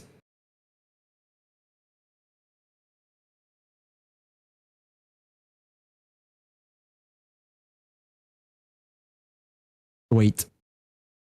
So if they hold position, we've just been informed if they hold position, they will win by how many was the story going? 4 points. 4 points. I don't know why I was thinking 2, but 4 points if they hold position. So gonna be a tight win. Can we jump on board with Eagle? I'm just interested in the gap. 25, never mind. I can see it right there. I am blind. 21 seconds to Winton. So Eagle holding position pretty comfortably, as I believe that's the McLaren of Lee behind him there. So he's not under any threat from anyone in his class. So right now looking pretty good to win out the AM class. Nice all black and red McLaren. Don't know what the go is with the orange wheels though. They look a bit out of place. Yeah, it works for it. It's something different. Indeed. Nice, clean. You know me, I like clean liveries. Nothing better than a clean livery. That's why you do mine, mate. And because Yeah, I can't. exactly. I really, really can't. God forbid you tried. Hey, I did. If we all remember the chocolate round, what's going on there? Oi, someone has had a bit of a loop-de-loop. I'm not even going to bother trying to read the numbers on screen. I'm going to let Glenn do his magic and figure out who that was. 969, I believe it was. It looked like a McLaren. Yep. I believe this was him. Is he sliding again? Cue the Tokyo Drift music, Marshy, as he's hiding behind the wall. He's now camera shy. He doesn't want to be seen on camera anymore. He's gotten a bit embarrassed, but it's okay, buddy. We've all been there. Now, not ideal, but it happens to the best of us. Yeah, that corner's bitten me a few times when I was trying to learn this track. It just, coming over the rise, not cool. It is what it is. A couple of front runners slipping their way through as he's having those incidents, I should say. Now, I will say this, McLaren, the blue on this, I might have to rob him for the color code because I'm a big fan of that teal. As he's getting a little bit of a tank slapper again, manages to save it. I wonder what is happening. His tyres must be a little bit worn, Marshy. I dare say after that little bit of an incident at T1 form, and then, just back off a little bit there, buddy. Just cool him down.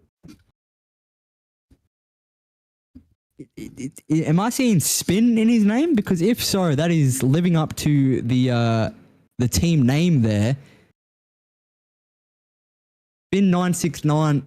So he's just living up to the name as we see Gosling come past with the blue flag in the Quail Atlas Motorsport livery. That would be... Whee! He has another tank slapper out of turn 1. He's not agreeing with that corner right now, Marshy. He's struggling. Hey, look, don't blame him. Just, I think we're making him nervous. I think because we've got him on the camera, he's feeling the pressure. But it's all right, buddy. You got this. Nothing like pressure then putting him on. Oh, let's go to the cockpit cam. Well done, Glenn. Whoa. I thought he would. Okay, Glenn. Did he just get disqualified? What happened there? I have no idea, as we have a little bit of technical difficulties, but it's all good. We're on board with missing this, and this is who we really want to see. Taking the pressure off him. That's what's happened. You could not pick a better car driver partnership than Misson and Nissan. I don't know him. I've never spoke to him, but I already like him a lot. Oh, yeah. Huge fan. Big fan. I want him to sign my shirt.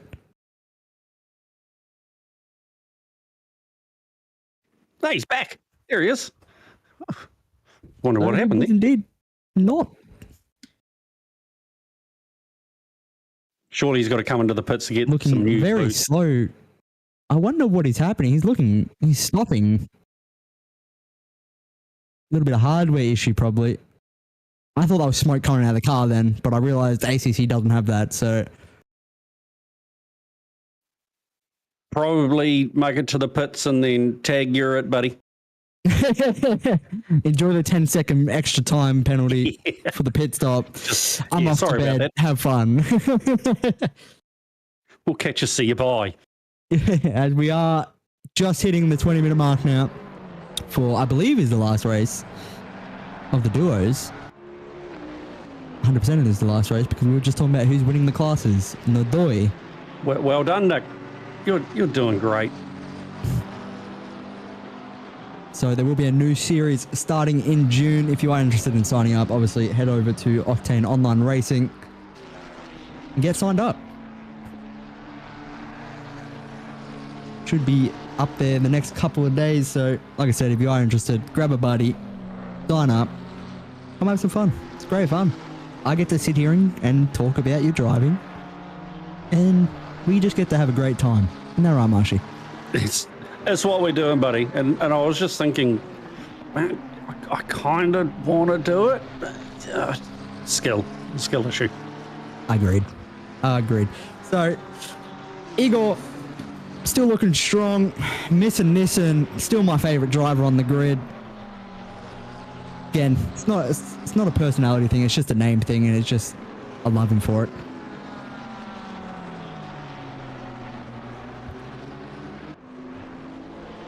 I was trying to remember who was leading. It's like 10 to... Oh, whoop. What's going on there? Sorry to cut you off there, Marty, but we have a Ferrari facing the wrong way. You can't park there, sir. That, I think, was... nah. Yeah, I'm pretty sure it was Mr. Winton. It was Winton. Yep, it was. That is correct.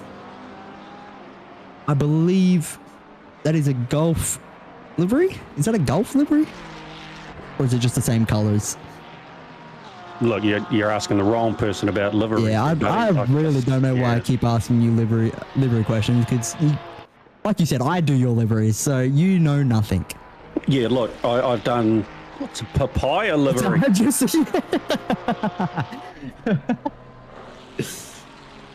Gotta love it. I feel like if you're going to do a papaya, though, you should be in a McLaren, no? Probably should be in a McLaren. Yeah. Hey, look, it's working for them. Well done.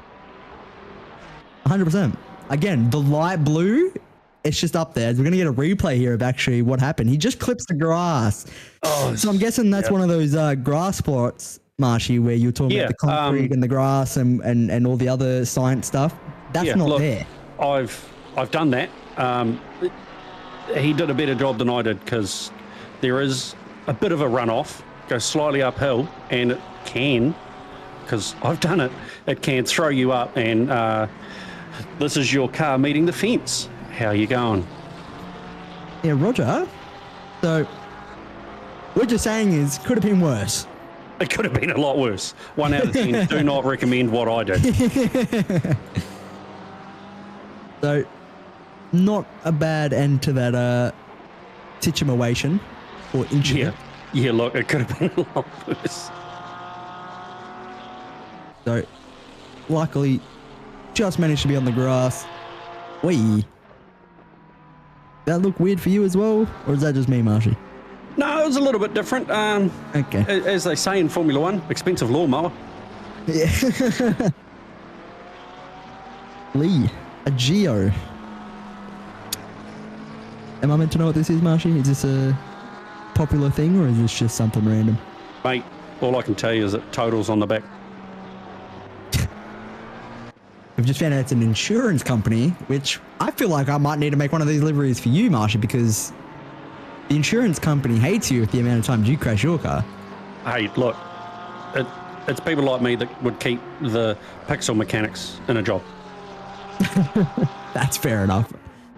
I'm sure they appreciate you for it as well. I mean, I say it in real life. It's people like me that keep mechanics in a job, because I wreck things. I'm only human. I don't know if I'd classify you as human, but... You know. Bro, stop throwing me under that bus. I'm sorry, it's just natural instincts. I apologize. I really don't mean to, but I do love to do it. But regardless, nice livery. I'm a livery fan, so I'm going to admire all of the ones that I can. And I like the white wheels. Not many people go with white wheels, but I'm a big fan of them. Well done. Works really well with the red, actually. I am impressed. Yeah. The white with the accents of the white in like the logo and then the red, it works together nicely. They all complement each other with the hint of blue in the logo again. Just well done. Chef's kiss. I even like on the rear wing how it's got Geo, and that's really well done. Whoever did it, kudos to them. Totally sick livery. Yeah, that's what I'm going with. But P3 for Lee, I'm not sure what his overall standings are in the Duo Series standings, but I'm sure he's more than happy with a podium in this race. If he's not, well, fair enough.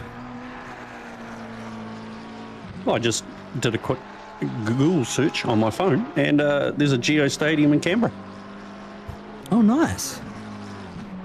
I didn't even know who Geo was, and they have a stadium. Oh. Yeah. Hey, look, place of learning. Yeah, yep. It's a safe space, as we like to tell each other, isn't it, right, Marshy? Oh, of course. There's. I will put my hand up and say there's some fantastic people in this little group we've got here. Of I think it's over 6,000 people.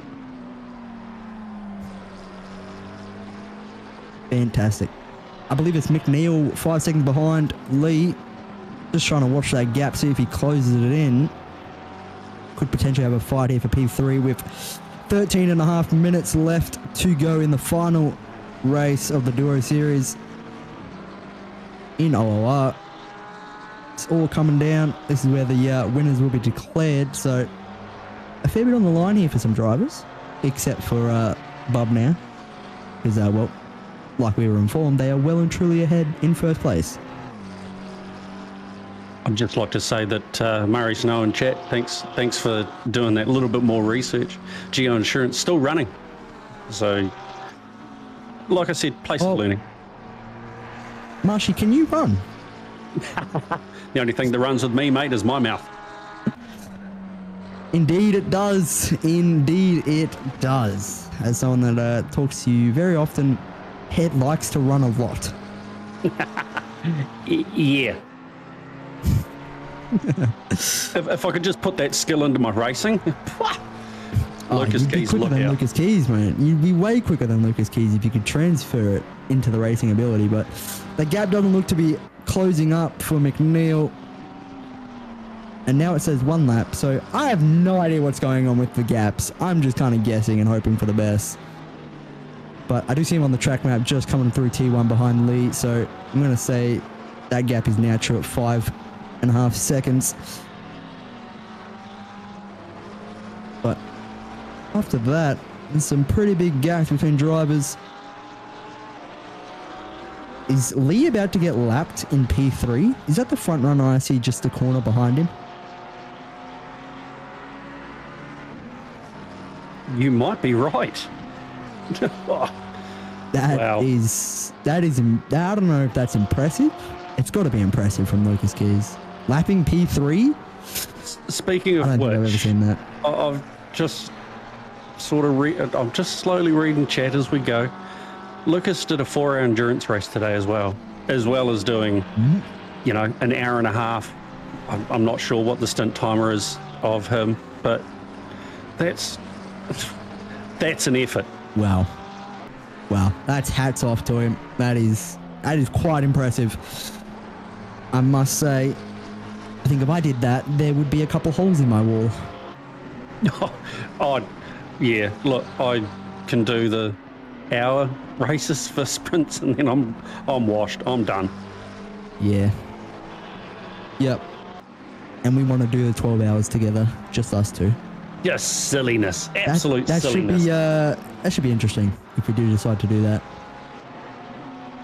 But again, if you are interested in racing on ACC, whether it's endurance, whether it's sprints, whether it's Duo Series, make sure you head on over to OctaneOnlineRacing.com, sign up, get your friends involved. Great place to be, great place to race. And just come have some fun. And also got to remember, if you're not that good at sim racing, you're just sort of getting into it, we do have the Academy Series where you can learn how to, get up to maybe fighting Lucas for the win. I honestly completely left that out. Thank you for adding that, Marshy. I appreciate that. Hey, teamwork here, mate. Teamwork. See, mate, team makes the dream work. We should bring that into the endurance series for us. What? Teamwork makes the dream work, or at least we're going to try. It won't for racing though. It just won't translate to racing. We both know what's going to happen. You know what I'm saying? Like we do. Yeah. We're going to have fun. Oh, the car won't. The car's going to meet some interesting walls. But, what, by me or? Oh, mostly you, yeah, probably, yeah. Like me, well. I'm on par with Lucas Keys, Like I'm just that talented. Yeah. Look, it's phenomenal watching you race or something. At least that's what I like to tell myself in the mirror to help me not cry myself to sleep. Yeah, as Lucas comes roaring past you. Lee's still holding a nice gap to McNeil. 5 seconds, although he has closed the gap, actually. I lied. He's 4.5 now, so McNeil's slowly closing it, but we are under the 10-minute mark, so running out of time is McNeil to get this move done for P3, and he's in a Lambo out of all cars.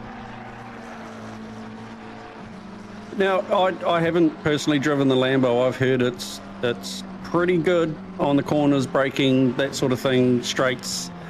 Not so much.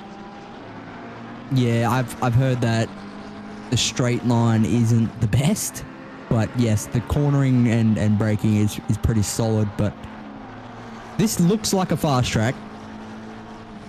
Again, haven't driven it, so couldn't tell you exactly how fast, but it looks like it's pretty fast, so I feel like you're going to need a top-end speed better than the Lambo can offer. It's one of those tracks that you don't really get a moment to take a breath, reset. The straight is, it's a little bit, but it's not a heck of a lot. But yeah, you get that sort of just a right back into it again, and then it's just full on back into that straight again. I'm not going to lie, I was pretty wrecked after I did a race here. And for you, Marshy, that breath comes after you're reversing it out of the wall, does it not?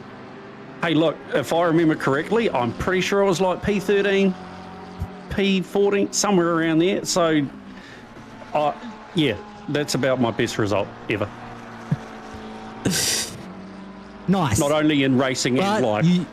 You still managed to get the AM championship, and that's all that matters at the end of the day, no? Yeah, get some. You are still a champion. Yeah. In my heart and in your own heart, and that's all that matters at the end of the day, is my approval for you. Wow. What are you after? I sound like you're buttering me up for something. I just got a couple more shots to throw at you before this race ends, so just making sure you're nice and ready for them. Well, you've got just over 6.5 minutes. Get in there. Are you challenging me? No. As we see the McLaren again. That's the McLaren that has lost it multiple times at turn 1. He loses it on the exit of turn 1 again. He's really struggling with turn 1. I do remember you saying it is a bit of a tricky spot for you, personally, since it is up and down. Yeah, well, as you come over the crest of the hill, it does drop off pretty quick, and you lose all aero and all of that sort of jazz. And yeah, I do remember putting my foot into it and giving it some jandle, and that was the basic result for quite a few times. Yep. So, not ideal for the McLaren there, but I can't remember who it was, but showing just how tough this track truly is, and I'm glad that I've never driven it, because that'd probably be me in turn 1 every single time as well. Yeah, well, I'd just like to point out that Fluky Luke, Mr. Luke, he's the one that made that livery. Homage to the Group A GDR winning the 91 Sandown 500. Well, you've done a fantastic job, mate. There's Round of Nissan applause. logos on the back of the Glenn. Glenn, Okay. come on, Oh. we've got to try and check that out, mate. There's Nissan Nissan logos logos on the back. Apparently, of the Geo livery car. we need to have a sus. This could be an imposter Nissan indeed. We need to have a sus. I knew there had This to could be make or break the car. there had to be a reason that they were running the Geo livery. What's the reason? Well, it's a homage to the 91 Sandown. Oh.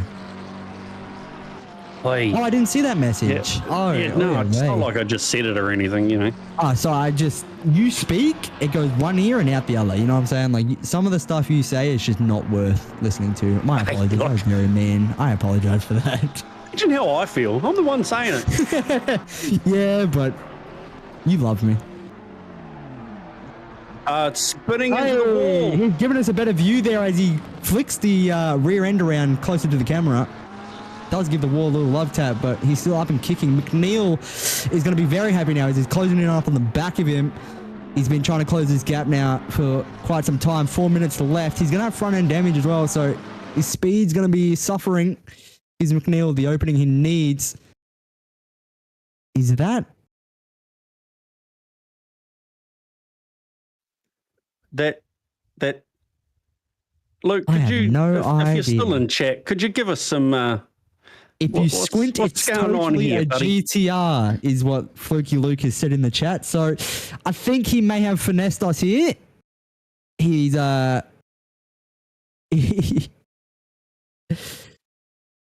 he's pulled our legs. Safe to say. Up there's Oh, the there it message. is.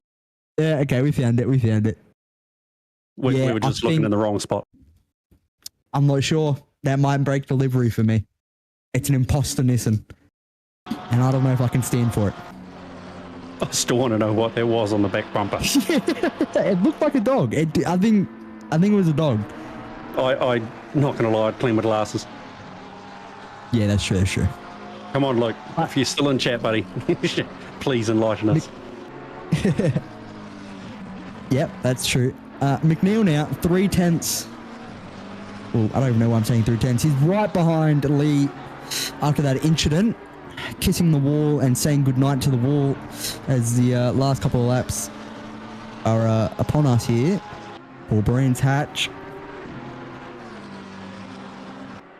It'll be interesting though because... Sorry, you go, Marshy.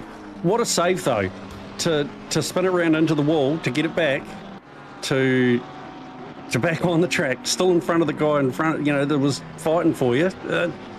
He's done well. No, 100%. Like I said, he was just trying to give us a better angle of the Nissan logo that we were trying to find. So that's why it was not as bad, because he planned that all out perfectly.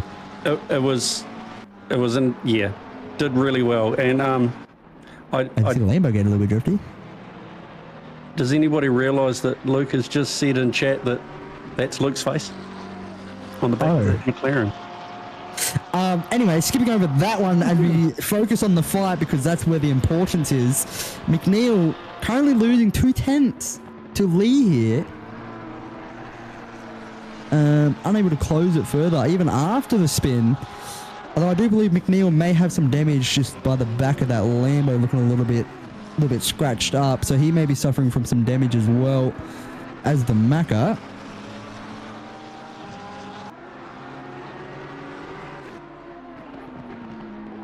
I'm sorry, I refuse to believe that was your face, Luke.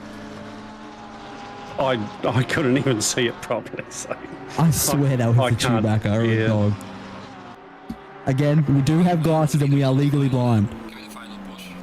as Lucas is on the final lap of his massive day he's apparently had. McNeil now getting a little bit aggressive here, trying to find a space around Lee, but given it is the final lap, it's going to be a tough ask for the Lamborghini.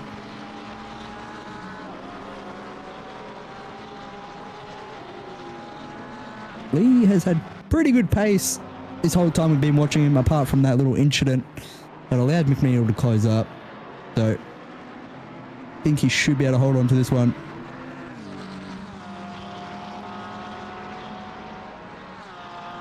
Just Lucas, is it? Just cutting through? Yeah, this is Lucas cutting through P2 and P3, so this is pretty impressive stuff. Coming off a 4-hour endurance into this. So what's that? 7 hours of racing. That's a massive effort, and holding P1 easily. Yeah, very comfortably indeed. And lapping P3 and 2. So he's lapped the whole entire grid. There's not a car. Oh, not quite yet. Didn't quite get P2, but Lucas Keys going to be taking home first place for the last round. Bubnow, I believe, going to be taking home, or Bubnow and Co. are going to be taking home the overall class win for Pro. Didn't see where Misson and Igor finished, so whether or not they took out the wins for their classes, unsure right now, but very solid racing from Lucas, if I do say so myself. But I mean, did you expect much less? No, not really. I did not. But Lee does have to do another lap. Yeah, I've just... Because and I'm so sorry, I just realized they weren't even P2 and 3, it was P3 and 4. I'm very tired, okay? Bear with me. It's been a long day. P2. Bubnow is P2. Just crosses the line there. And Lee P3 as McNeil got lapped, so he's finished. Lee gonna have to finish a lap, unfortunately for him, but it's gonna be a cruisy lap. Be the longest clearway straight into Clark Curve. Just, yeah. Just cruising his way on home. He might even pit just because. And that's going to be it for round 4 Brands Hatch. Like I said, Lucas P1. Oh, the order is messed up. Lucas P1, Bubnow P2, and Lee P3.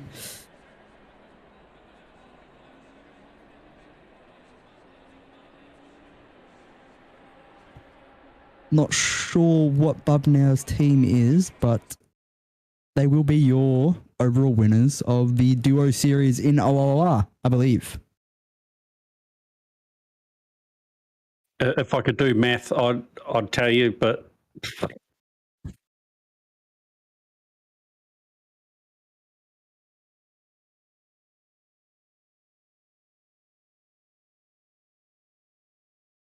So, overall standings, we have Lucas Keys and Hobbs P1, Bubnow and Hamilton P2, Lee and Johnson in P3. And in Pro-Am, we have Monks and Curtis in P1, Misson and Cricky in P2, Rochford and Johnson in P3 for the Pro-Am class. And for the AM class, we have Miller and Miller, I believe that's a father-son duo. And we have Zavaka and Braid P2, Winton and Bowden P3. And that's going to finish off the AM class. So I believe Igor did end up holding P10, so that should be P1 in Pro-Am for them.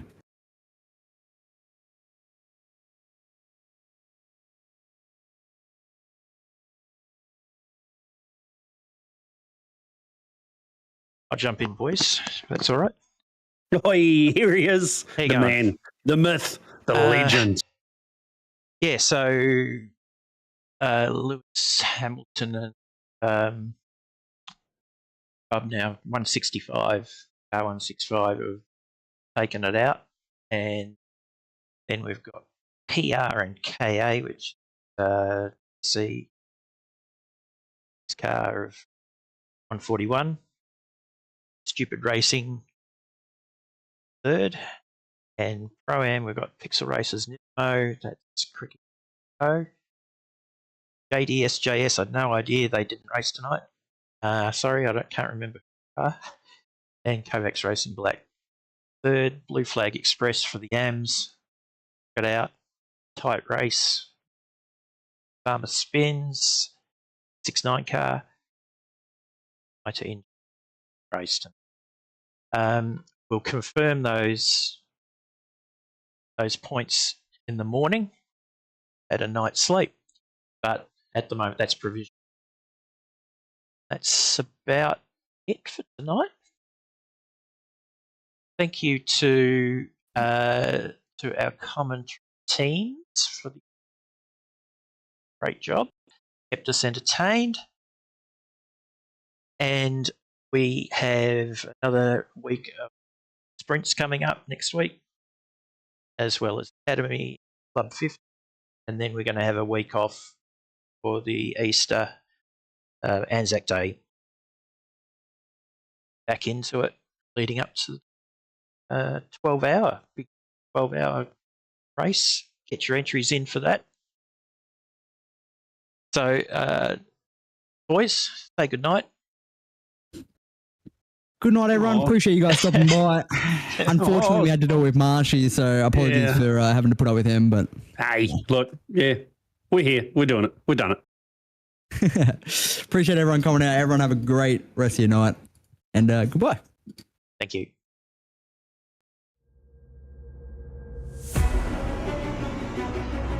Clear, guys.